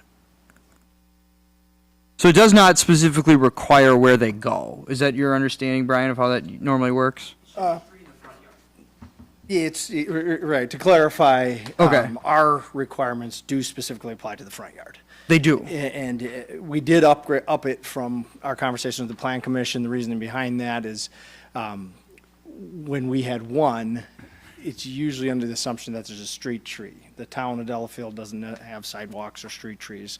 So we're happy we have the space then to request that a homeowner add more trees. Okay. So the way ours are written is 2 deciduous trees, 1 ornamental tree, in addition to a bunch of shrubs. How do you feel about, just again, based on the interest and the concern people have about the burns, that having it also a requirement that it could, for those that have a berm right there, it could be in there, putting 1 in their backyard or 2? Well, the berm's not technically on their property, so. So it could be at the base of the berm. Yeah, I will say it's uncommon to regulate what people do in their backyard in terms of landscaping. However, if we keep it to a minimum, 2 additional deciduous trees in the backyard, I'm fine with that. Yeah. And is that, are you being specific to the lots along Elmhurst? That was, well, exactly the lots where we've. I don't want to, Or could I be don't any like to place see where there's a tree berm. walls either. So I want people to enjoy their backyards and in a Yeah. reasonable manner. But I think if if it's 2 additional trees in addition to what we're all planting on the berms, I think that's acceptable. Yeah, I think it's a great idea. I think that'd be wonderful. I mean, right now there's 3 total, and your document says those 3 are required for the front yard. Let's clarify it's 3 for the front yard and 2 for the back. Yeah, Villas, residences, and estates. I think that would go a long way. I mean, I honestly believe that with the tree retention and the amount of trees going in here, I mean, everybody that lives north of this will eventually feel a benefit, including myself, that I'm going to hear less of 94 when this matures, and that's the goal. 2 is both deciduous trees or 1 and 1, or have a preference? I leave There's that to the clarity. people that know tree names. Yeah. I feel like if it's already it's- being defined in here on what's in front, right? Like, I guess I just don't, if that's what we're asking, I don't want somebody to put 2 ornamental trees this big and be like, boom, problem solved, like. I agree. I would default to specifying that they're deciduous trees, so they create mass and canopies and things I like think that. the idea would but- be at the base of the berm and working with what the landscape architect is already doing, was what I had in mind. Sure, just a continuation I don't- of, yeah. necessarily want to say where they should put them in the backyard, but I'm okay with saying they should put them in the backyard. I think most people will default to putting them towards the back property line, but I I think that'd be great, yeah. want to specify that for them. I want to give them a little choice in the matter. Right. I mean, property. yeah, I mean, the rough math is, I mean, if you're planting 478 trees, I think the retention number was over 200, and this requirement puts us over 1,500. That's well over 2,000 trees that are going to go into this piece of property. I think that's substantial. I have some specific trees that I'd like added. I loved the detailed plan that we got, which had a couple more trees from the last plan we got. Specifically, you added 2 sugar maples next to lot 60. If you've got a map there, Brian. I do not. I'm looking at L1 if you want to pull it up. I only got the black and L3? These 2? Yeah, that's great. That was in this detailed plan. You had 2 there. We got a couple over here, too. Yeah, and you added 2 next to lot 38. And I'm basically looking really along the public trail that, L1. L-3? Is that the one? Which one you're are we looking on? at? L1, the first page. L1, okay. I was looking for lot 60. L3 shows it pretty Yeah, clearly what's it's next more to in detail 60. in the, Yeah, that's great. L3 is a great way to look at it. I'm going to ask about a lot of different ones. So I just went along the public trail because I think that's going to be beautiful, connecting everything to the west into the Lake Country Trail. And I just thought, are there other instances along here where we can plant more of just 2 simple sugar maples? I was looking at lot 62, 63, 67, 68. There's a tree line that's coming out there, and I wondered if we could just do a similar little 2 tree planting there.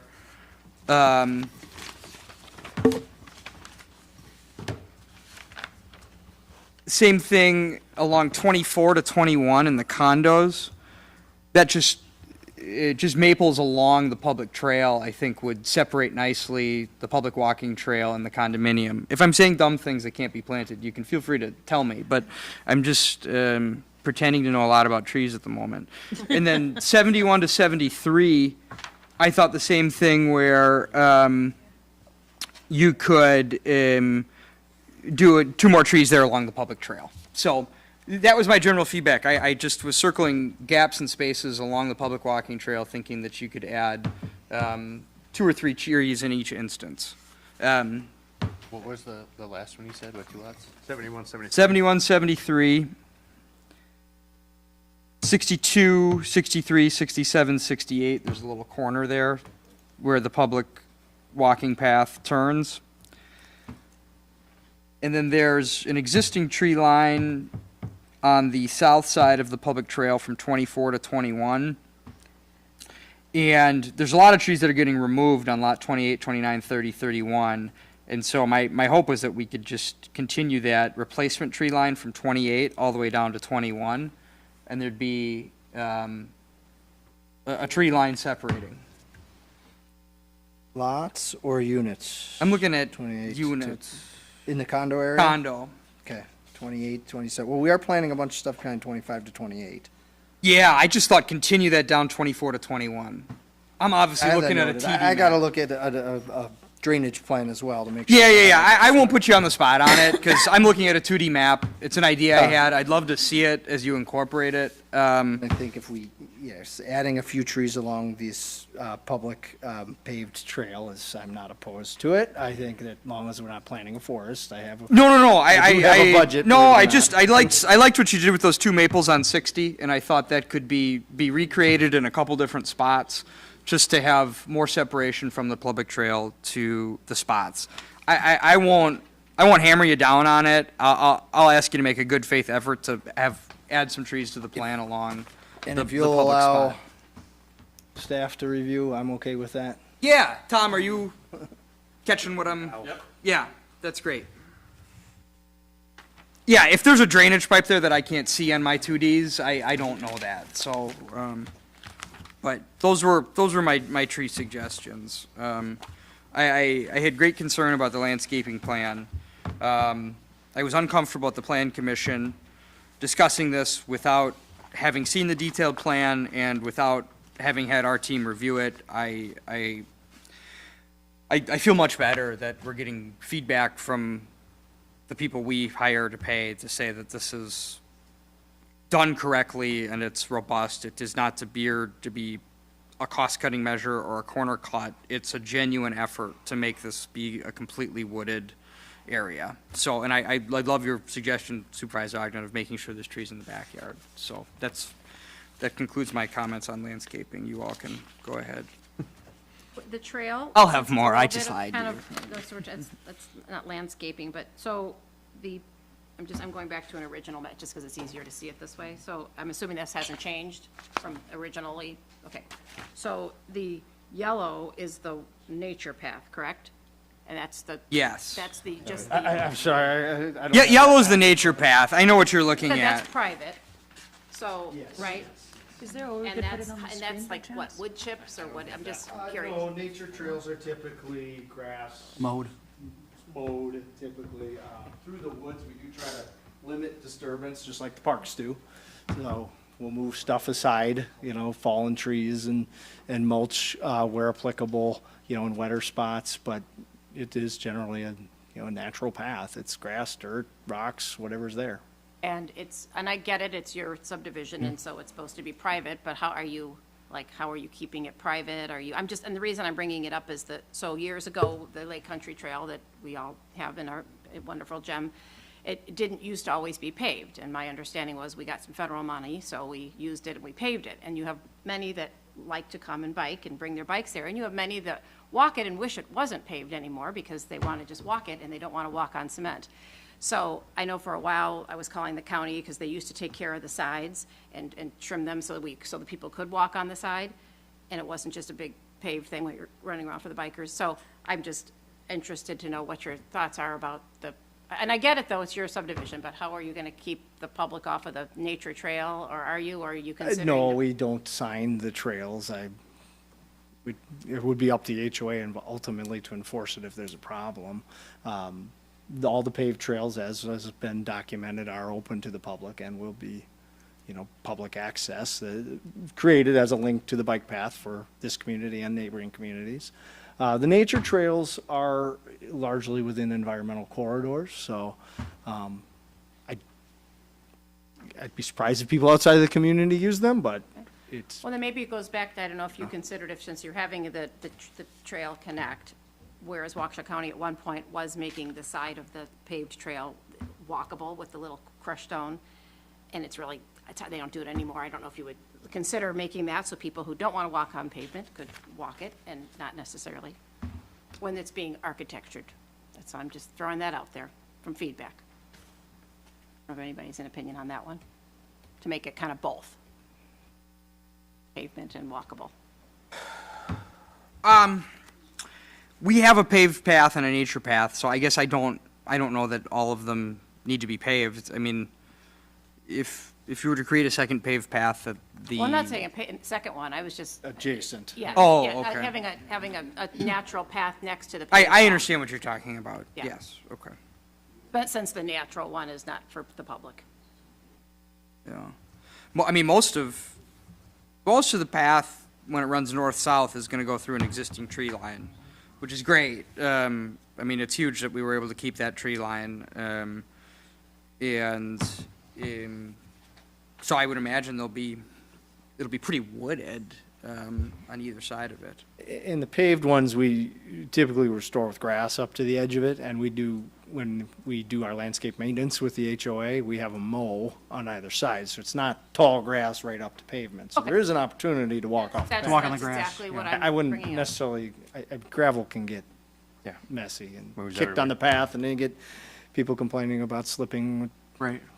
bike tires and rollerblade tires and that.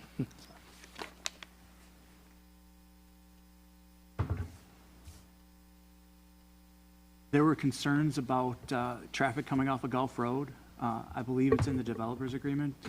Can you find that? Good with landscape?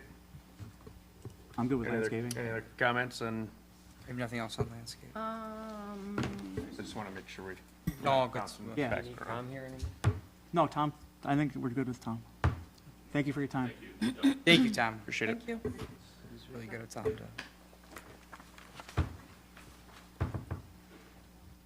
You want me to address the entrances? Yeah, could you address that? Okay, sure. So, so on the plans, we do have a requirement that, and in the developer's agreement, we have a requirement that there's first of all, there's no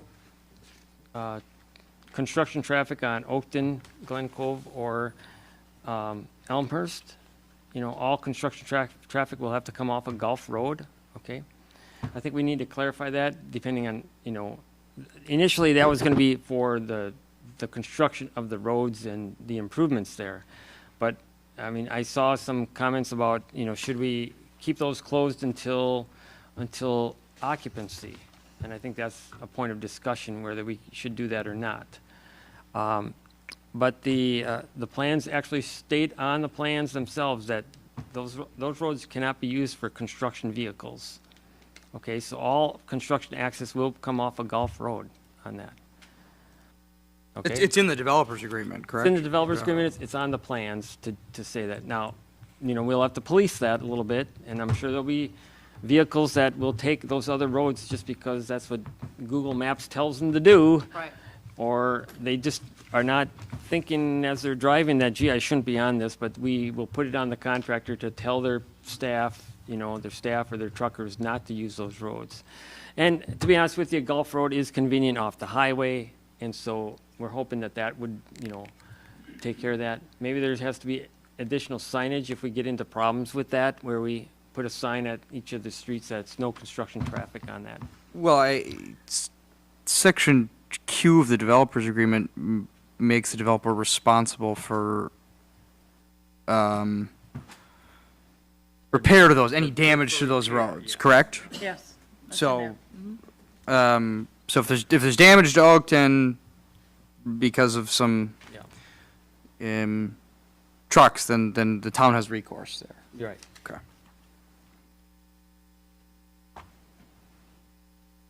Yeah, I'll say, I've also received the comments and heard the comments about controlling traffic. I think it is fairly well regulated within the developer's agreement. Site-related construction will access off of Gulf Road. In fact, we can instruct our contractors to not even make the Glen Cove connection until they actually have to build the road. There's no sewer stub there, so they can keep that blocked off. Therefore, nobody can actually get into the site anywhere but Gulf Road.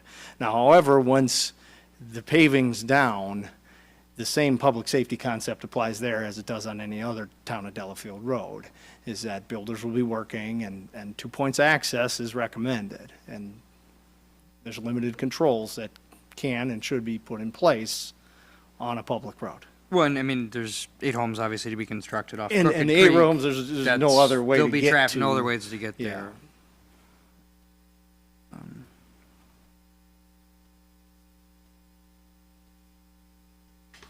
I do have one more question back about the berms. Are you envisioning that they are going to be mowed regularly or sort of the natural look and? No, typically they're planted with a low mow type, or a low maintenance type thing where they're mowed a couple times a year. Is that correct, Ryan? Ryan manages, he's involved in most of our HOAs, so. It would be a prairie style seed mix. We've had some questions about the phasing of planting and berming. When does that happen in this process? Landscaping will happen by phase, by construction phase. So right now, we're talking about specific development plans on the western side of the site. So that will involve all the grading required to create the berms, create the roads, create the ponds and stormwater management devices, and then ultimately stabilized, seeded, planted. So given the time of year, we wouldn't expect to plant any trees until fall, but happens to be a great time to be planting trees, so. You consider berming things right away, just to get the berm to start getting established and all that kind of thing? That's just some of the I don't think feedback it's we've gotten. feasible from a dirt management perspective. Other jobs, I was thinking more take it from. Yeah, if the opportunity arises for a big project, a highway project or something like that to take dirt, well, we're open to that. Now, we haven't gone and evaluated any grading plans outside of phase one, so it's something that would have to be evaluated here at the town staff level too, before we can actually move dirt into an unapproved section of the project. Yeah, the bottom line is the only dirt that's going to be moved is going to be in this phase one corner of Glen Cove and Gulf Road here, And the end of Crooked Creek. and the end of Crooked Creek. I have a question. If you had to estimate the amount of time it would take for you to build all the homes and condos in phase one for the southwest corner we're talking about, plus the 8 homes above, okay? How much time do you think that's going to take if things go as planned? Yeah, if things go as planned, and I will say the housing market is healthy regardless of interest rates. There's a serious shortage and undersupply of housing. We're anticipating a pace of 30-ish homes a year. So that would take 6 to 7 years to build out completely. And that's, And just to clarify, that's your limitation by LPSD, correct, basically? yeah, there are restrictions put in place by LPSD, I think, at 40 to 50 a year. But that's for the whole site or just the phase one we're talking about? Whole site. That's For what the I'm whole talking site, about, right? yeah, Whole yeah, site. yeah. Oh, I'm not talking about the whole site. I'm just talking. Yeah, asking about within the phase phase itself, I think that still applies 30 to 40 homes a year. one. So, okay. I can say, I mentioned it before, I live in Woodridge Estates, there's 80 lots. The last lot is still not built on. Like, we're still building 10 years later on 80 lots. I think this will be a substantially higher pace than most other developments that have ever happened in the town.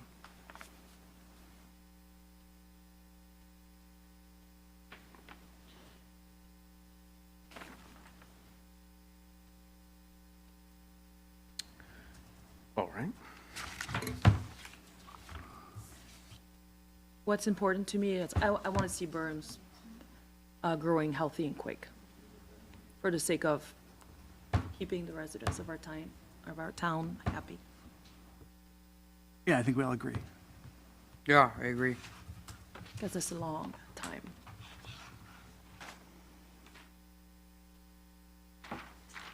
So, are we ready to start talking about the preliminary plat? Are we good with the preliminary plat? Have we got all our questions Supervisor Ogden, I answered? think you had questions on I want to lighting. talk I think about it's the only lighting. other thing that I. Oh, yeah, no, go ahead. Yeah, we Please can do. talk about lighting. Thank Questions you. about other aspects of the plan.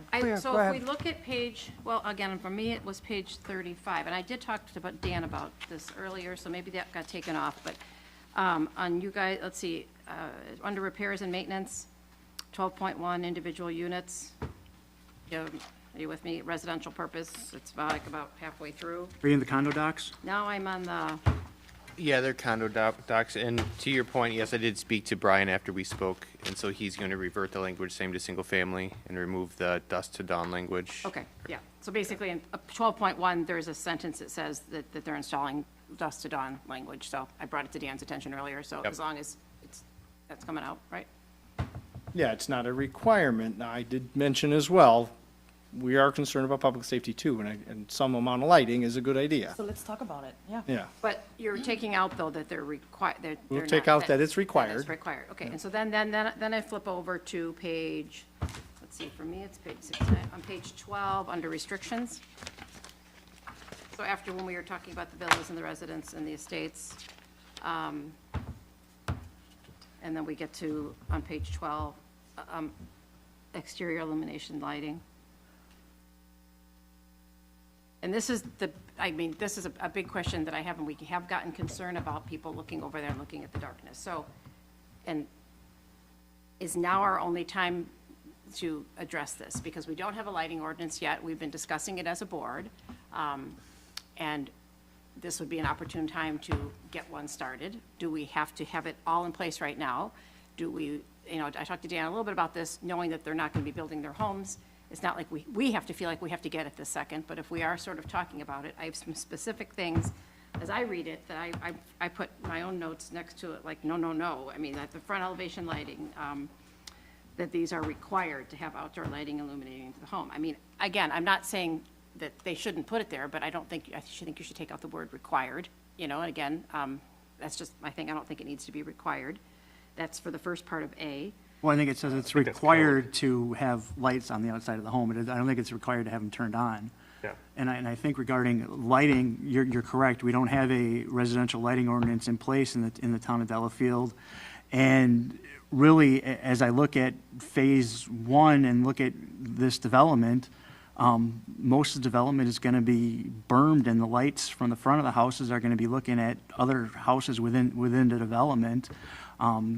Yeah, I mean, going from a farm field to houses, there's going to be some lights.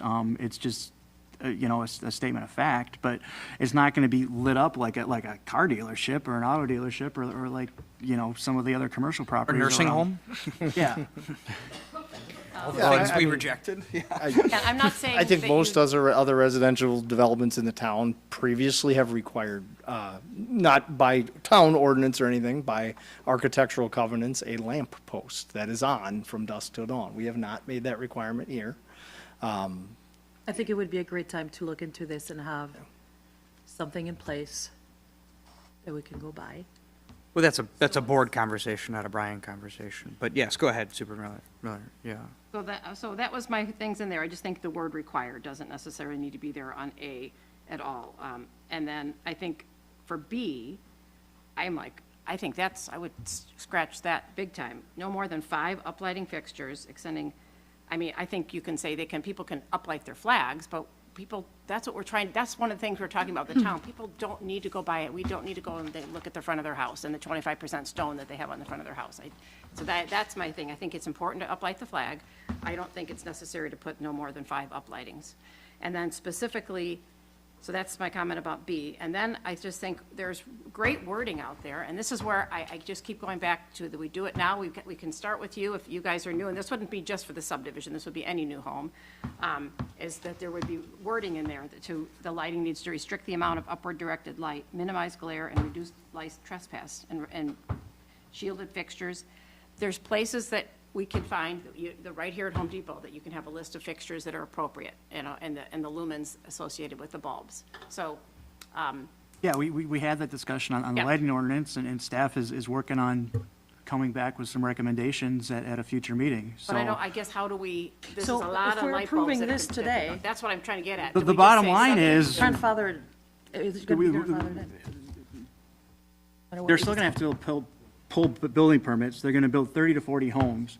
So if we get a lighting ordinance and have the discussion sometime this summer, it's gonna apply to these new homes. Okay, and that's all I'm getting at. So we can Okay. approve things subject to any future lighting ordinance. And if we as a board, though, don't agree on a lighting ordinance, then they just can do whatever you will. Then it's gonna be That's like what I'm every hearing. other subdivision or every other residential home in the town of Delafield. Yes. And that's where I feel like then I would like to be more proactive, since we don't know how our board will agree with this. And I think you've got a lot of homes and a lot of neighbors nearby who don't want to look at all the lights, that I think we should then be more specific.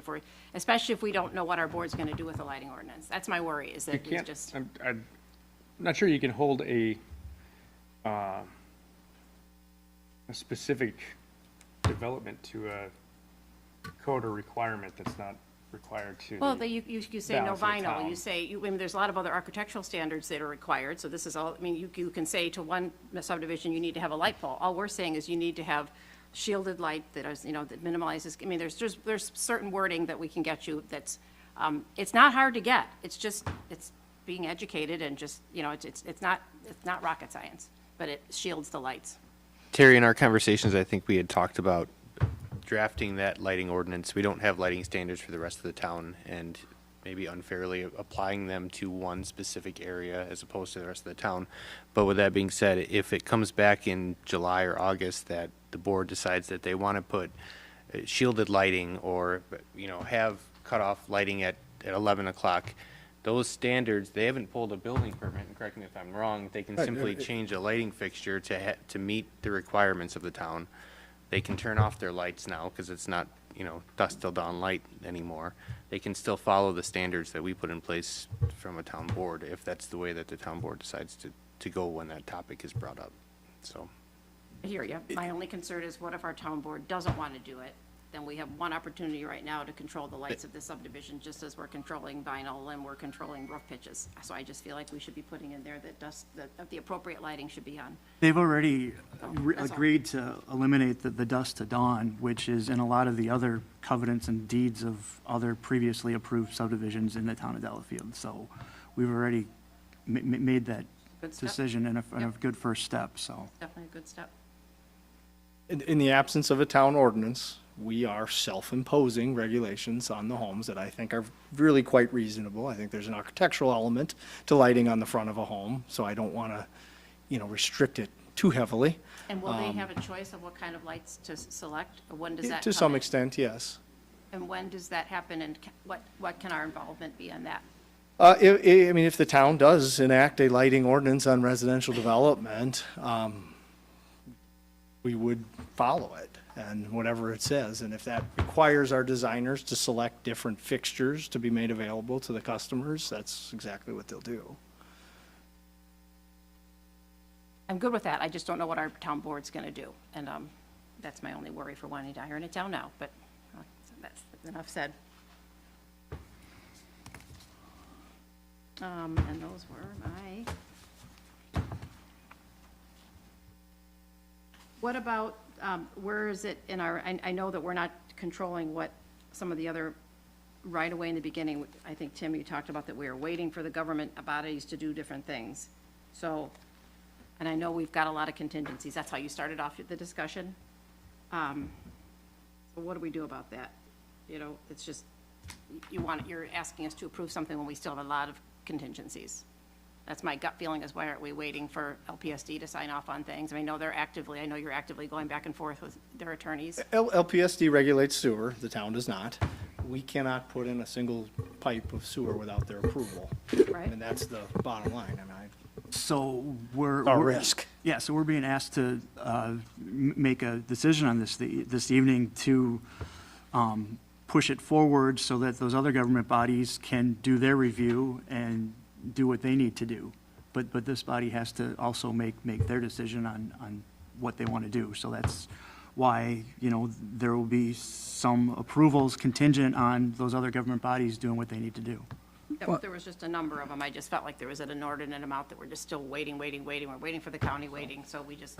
I would not say there's a large amount, really. They really covered a lot of the issues already. What I can suggest, though, in what we've done in the past is said, a lot of times it's subject to final staff review, and I've said the attorney, Dan, and I would review all these, to make sure that everything's in order. You could also say that if there's anything significant that comes up in our review or our final evaluation of the I shouldn't say evaluate, just the final, getting that document ready for signing, if we see something significant come in from any of those, anybody, we can bring it back to the board. And I've done that for the Plan Commission as well, where it said, if there's something in the letter that comes from the county on the preliminary plat that I think, or Dan thinks, or we can talk to Edward and say, this is significant, we need to talk about it, then we'd bring it back. But if what they're talking about is little, language, changing this language to say something a little bit different, probably a different way to say the same thing, but, they want to have their ability to maybe tweak some of the language here and there, but usually it's not significant. at this point in time. We're really at, they've all reviewed it. It's not like this is their first cut at it. No, I know they all have it. I just know we're still waiting. a few I thought about that a lot, Supervisor Ogden, because I kind of wondered sort of what gets the ball rolling here. But the developer's agreement actually has some specific language that prevents any construction from beginning until the developer's engineer gives a written certificate that the Lake Pewaukee Sanitary District developer's agreement and engineer has approved the plans. And that's the same with the stormwater plan. So I kind of landed on, in my mind, what we're approving tonight in part is the developer's agreement, which they will sign, that says nothing starts until you've provided a certification from LPSD and the county and otherwise. So I guess I took comfort that the things that we're approving tonight all reiterate and say, like, nobody moves forward until LPSD signs off on this. Nobody moves forward until the county signs off on it. So there's nothing that supersedes that. Because I had the same thought. I'll just say that I've been doing this a long time here. You know, I will sign and stamp the plans, or initial and stamp those plans before they go to construction. You know, we're gonna make sure that we've caught all these comments, all this that we've talked about, and make sure they're incorporated into it. Okay? So you have to trust staff from all the different reviewing agencies that they're gonna review it again and make sure that it's done and signed off on it before they actually go to construction. And that's the reality of what it is. So I have a question regarding the wells. Okay. Are we gonna handle the water supply for those homes? Is it gonna be a community well, or is it going to be a well per building? They're going to be private wells. That was already discussed and approved during the general development plan. Each single-family home will have its own well. Each duplex condominium will share a well. And we talked about the blasting, but we didn't really say, okay, we really should put something in our language. Well, I know we skirted around Well, it. so when we got to the developer's agreement, I was going to bring that up, that I do feel that we should put in the developer's agreement, it should include blasting language that states the developer shall follow the best practices and follow state guidelines referring specifically to SPS 307 of the Wisconsin Administrative Code, subject to final approval and review by the town attorney. Yeah, I think we should address it and ensure that state code is being met. I mean, the town does not have the sophistication or the need to create our own bylaws regarding blasting. Correct. The state statutes are sufficient. So us referencing those in the developer's agreement is a good step forward. I think it's incumbent upon all of us to keep the neighborhood and the citizens engaged as this goes along. And, I mean, I really truly envision a meeting here at each step of that, right? Here's the dates, here's when that's going to start, and Yeah, there's going to be a lot of eyes on this project, and we need to make sure that we communicate with the citizens, the neighbors, and the residents about what's happening, and I mean, Brian, correct me if I'm wrong, the state statutes are very clear as to how blast radius is defined, and notification goes to the blast radius. I think the town, I mean, it's heavily regulated. it's heavily regulated. The town is really probably not qualified to regulate it any further than the state already has. I agree. There are very strict requirements on blast radiuses, notification requirements, insurance requirements, prior to any blasting, regardless of a town ordinance regulating or trying to control blasting, a blasting plan is submitted to a municipality, because what happens when you hear sirens or hear a noise, people call the town, they call the county, they call the police department, they call the fire department. All are required to be noticed prior to any blasting.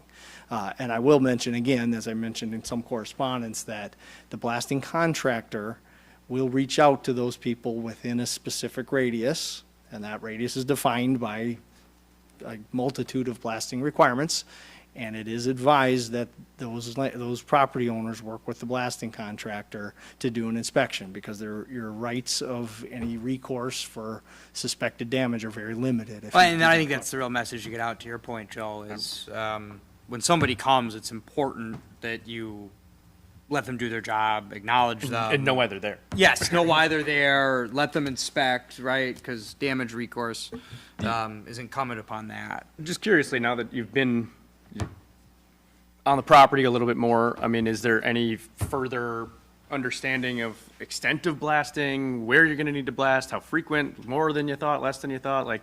Yeah, so when we suspect that there's bedrock, we will engage one of very few blasting contractors because of the regulations. There just aren't that many.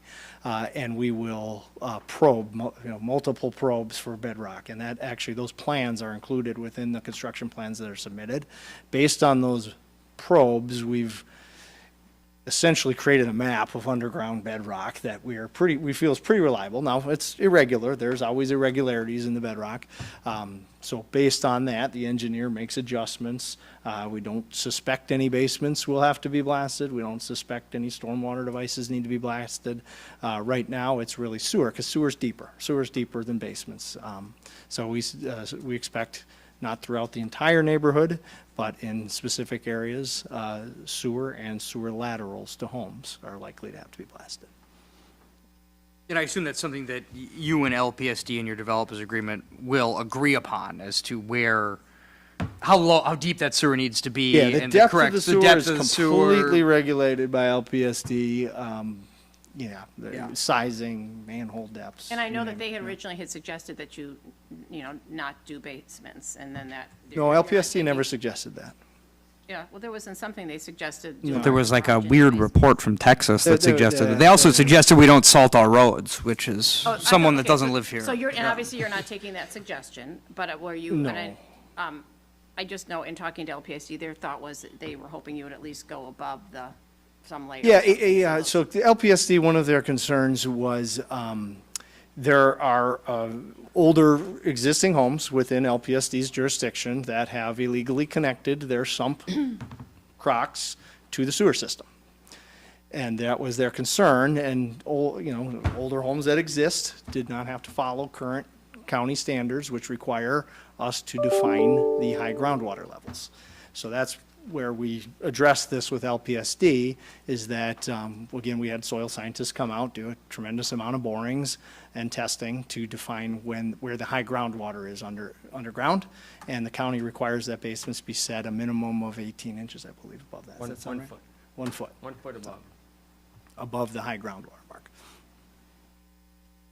I'm just, back to the blasting, I'm just more curious. So do you as a developer then, you have insurance? I mean, I think what we're getting is, we don't Yeah, we want to engage deal with a this. blasting contractor who has a tremendous amount of insurance. And then you do We too. have our own Okay. general liability and contractors types of insurance. We require that they name us as additionally insured, as is typical in the contracting insurance. I think what we're saying is we don't want this to be a problem, so we don't want to have, Nobody that's why does. we're having this discussion now. So I just want to make sure that there's enough levels of protection. I default to their expertise. I have witnessed them blasting large scale, small scale, meaning we've run into basements closer to Sussex and Lannon where they're blasting between two existing homes that are less than 30 feet away.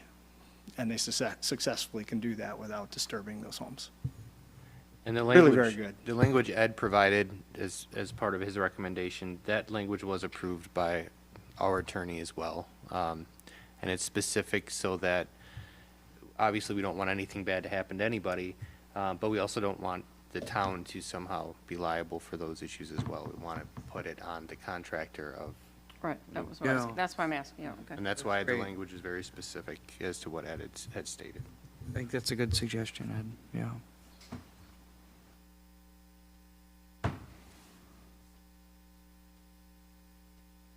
We talk a little bit about, it was brought up about the rental part, how this, I think one of our. Sure, we could bring up the rental part. I mean, basically, we don't regulate single-family homes if they could be rented, as long as they're not short-term rentals. And they're further regulating themselves by saying it's got to be at least 6 months. And that's the same language that even Scuppernong, the condos have down there. So I think that they've further restricted themselves as best they can and have listened to the comments from this body and the residents to do what we've asked. But I mean. I mean, these aren't rentals. These are single-family homes that are owned, and as an owner of a home, you can rent it to someone else. Like, there's nothing that allows us to stop that. My neighbors are renters. They're wonderful people. I wish they weren't moving, but, these aren't rentals. They're gonna be owned by a person. Yeah, no, Yeah. I'm just, it was just the terminology and somebody brought it up, so I'm just trying to answer the question. Yeah, I think that's an accurate assessment, is we do not impose any sort of rental restrictions on our single-family lots. It's just not commonly done. In terms of our condominium, we can impose whatever rules we want. We choose not to do anything beyond we require a 6-month minimum. And that. Which is great. I mean, that's more restrictive than the Right, town. and that's what I was just mean, gonna yeah, say. So that, it's- I mean, I think we're good with that, especially because it's not like what the Airbnb thing where you could do the weekend after weekend after weekend for 6 months. It's just gonna be 6 months. Okay, so I'm just clarifying it, and I think it was brought based up on to our somebody there. restrictions, Yeah. no one could do that in Wilshire Farm. Have a short-term rental. And their language is very identical to Scuppernong Yep. Springs, and we haven't had any issues. I'm just Oh, bringing really? it up because That's it was good. brought up here. We're all touchy about it because we fought so hard to get rentals out of this. So here we are, single-family homes, like, we got it, we get it. So it's like, we're here. We have to leave some. We want rights it. We want single-family. Property owners to manage their own We property. get it. Single-family.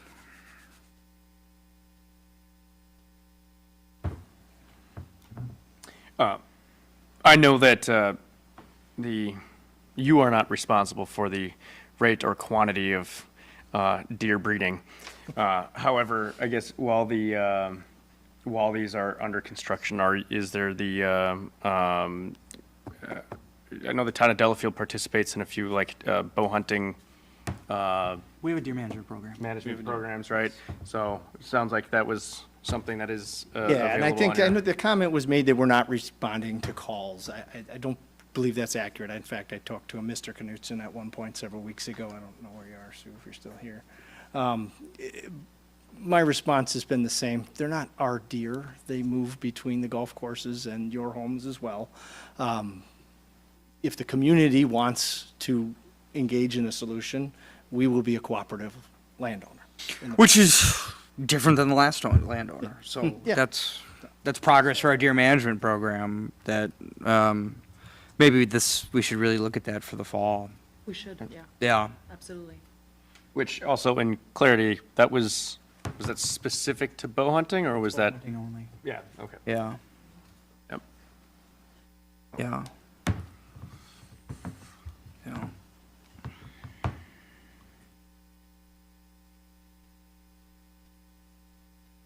Anything else? Did everybody get their questions or concerns that they That's why I'm had? going over my list. I Okay. think I did.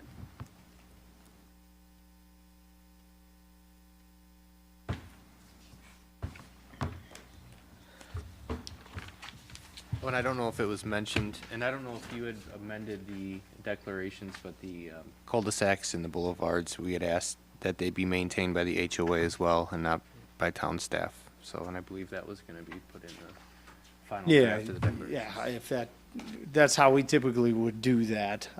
Every municipality is a little different. When there's soft centers and boulevards and cul-de-sacs, sometimes they're part of the right-of-way, sometimes they're considered an outlot. If they're an outlot, it's much more obvious that we, as the homeowners and the homeowners association, maintain them. If they're in the right-of-way, as I believe Delafield wants them to be, we will engage in a maintenance agreement with the town that the HOA is responsible for maintaining landscaping in the boulevards and landscaped cul-de-sac bulbs. That's great. You have, I feel like I read it, but now maybe it's just because I'm making this up, about regarding the lighting and the holiday lighting. Do you have, is there addressed in here? Or is that Not to just- my knowledge, I any don't think, holiday I lighting. didn't see anything in there. Sorry? Not to my knowledge, I don't Well, I've think seen it we've in other, addressed I've it. seen it in other agreements and restrictions of when holiday lighting is appropriate. Again, maybe I'm being nitpicky, maybe this is later, but I just know that there's this trend right now that people have red lights in front of their house, and they think that looks great, and not everybody does. So these are the kind of things that I'm just, I've seen it in development. Yeah, that's a bridge agreements too where far for holiday lights me, can yeah. be on for November, December, and then that's it. I don't know. If the government's telling you what color lights you can have, I mean, phew, can they tell you to cancel Christmas then? That's a bit, Right. Urban bit letter much. throughout the neighborhood. Yeah, there's curb and gutter and storm sewer through the neighborhood. Mr. Chairman, would you like us to handle these as one, or? I would request that we handle them separately. Okay. And then I just want to clarify that we are not going to take Highway Superintendent Roberts' suggestions to not allow trees in the boulevard and the tree canopies in the cul-de-sacs? Was that what I heard from? Yes, I think Okay. Supervisor Ogden and I were in agreement on that. Yeah. That definitely, but there's been some other things too that are not actually written here that I know we were taking notes on, so how are you wording? So I think, That we're all taking. yeah, so I think we'll take each one separately, and when we make the motion, we will, I know it's organized enough by. yes, we will Thing is- incorporate each one of those, and Well, if I it's guess- okay with you guys, I think we'll lean on staff to make sure that the final product gets incorporated the way we want. I had some wording changes. Everybody had a couple wording change things, so, Because I believe as a recommendation, the recommendation wasn't in the plan, which means that the current cul-de-sac and boulevard Landscaping plan exists does, as it exists. right, does Yeah. not need to be adjusted, which the adjustment for the number of trees, is that part of the landscape plan, or is that's part of the part of the covenants, right? covenants. Yeah, that's part of the covenants. Yep, okay, Yep. so just making clear, we're sure we're clear on those two, so. Okay, so if we take the preliminary preliminary plat plat first, Yeah. I don't believe that we had any changes to the preliminary plat. Is that, I will incorporate Tim's recommendations based off of needing approval from all other government bodies, correct? Oh, Yeah. I do have one more thing, I'm sorry, that may remind me of it. And I know I've already brought this up before, and you're gonna tell me to pound sand, but I brought it up at the county level, and the traffic lady did say, and it was brought up again about traffic, but I just, as I look at this, and, lots, hang on, it's so little here, 134 to 143. I just, we've already talked about how traffic is so horrible, I wish you weren't putting those there, I just have to say it, because if we end up needing a roundabout, we all know traffic is horrible, and I mean, that's where you'd put it, and I know it's not us, it's the county. I talked to the county about it, they said they're supposed to be, I just feel like that would have been a good place to have an outlet, because we might have to have the county eventually put a roundabout in there because traffic is so bad. So that's my comment, and I said this before, and I still see those lots there, I just feel like they shouldn't be there. So, Noted. I think that we're going to stick with the plan that we have. Okay, I motion to recommend approval of the preliminary plat dated April 30th, 2024, subject to the town engineer's recommendations noted, including staff and government approvals, developers agreement, deed restriction, professional fees, and payments of charges. Second. So we got a motion and a second on the floor to approve the preliminary plat, subject to the approval of the SDP and meeting all Waukesha County comments. There are no substantial comments from stormwater or planning. All in favor, say aye. Aye. No. Opposed? no. It passes 3-2. Okay, Next item would be the SDP, the specific development plan. we did not have any changes to the SDP, correct? Or the landscaping plan would be included in there? The landscaping plan would be part of the specific I development. think the only thing I noted was, if I may participate in this conversation. Please do. was, add additional trees along the public paved trail. Yeah, Well, and then Subject to trees- review by the yeah. staff landscape architect. Go ahead, Supervisor Ogden. I don't know if that, I don't Yeah. know if what else I have. Well, on and this. then the fact that they're adding them to their backyard, is that going into another section? That's covenants. next one. Covenants and the restrictions. Okay, Next document. Um, and the trees that we're saving, which is at the boulevard. I mean, I know that's technically not landscaping, but it Yeah. sort of kind of is. No, because we don't, it's not in the language to remove them, so we don't need to make any changes. The recommendation from staff was to remove them, but if we're not sticking with that. We're then going to we leave don't. them, Yeah. leave them in the plan, so we're not making any modifications to the plan. yeah. Tim, Dan, was there anything else we should note on the STP?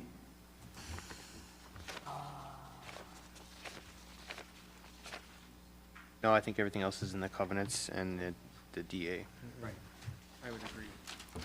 All right, I would motion to approve the specific development plan submitted, subject to final staff review of detailed construction plans and incorporating changes to the landscaping plan, including adding additional trees along the public trail.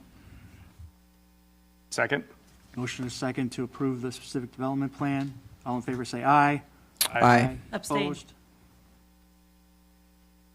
Opposed. So we have 3 in favor, 1 abstention, and 1 opposed.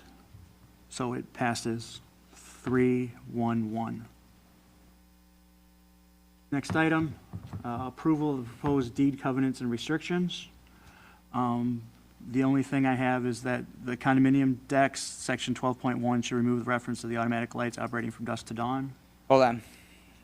12.1, remove. Okay. We made changes to the architecture language. Correct. And the tree requirement in the backyard. Yep. And all lighting, we're just putting off. I mean, even the whole, your 5, that five uplighting to me is like not necessary at all. These are little homes. You don't need 5 lights shining on your home. It's not a requirement, it is a restriction. And I think 5 I've is too seen many. landscaping, lighting done in a lot of different ways, and I've seen people light Would you guys like to negotiate? lights I mean, all over. I think it should just be a flagpole, so I'd say 1. So does anybody else think 5 is too many? Because you will have somebody that'll say, great, I'll put 5 up. Well, there are people who put like 10 or 15 up, so I think 5 is a good compromise, so. I think there should be a minimum number required. It's not a minimum. It's not a requirement, it's a restriction. The max. Restriction, that you can only put, Restriction of max. Max. And I think it should just be max of 1 flag.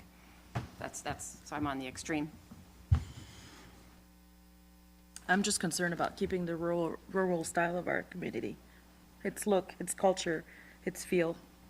These lighting restrictions are more restrictive than any other neighborhood I'm aware of.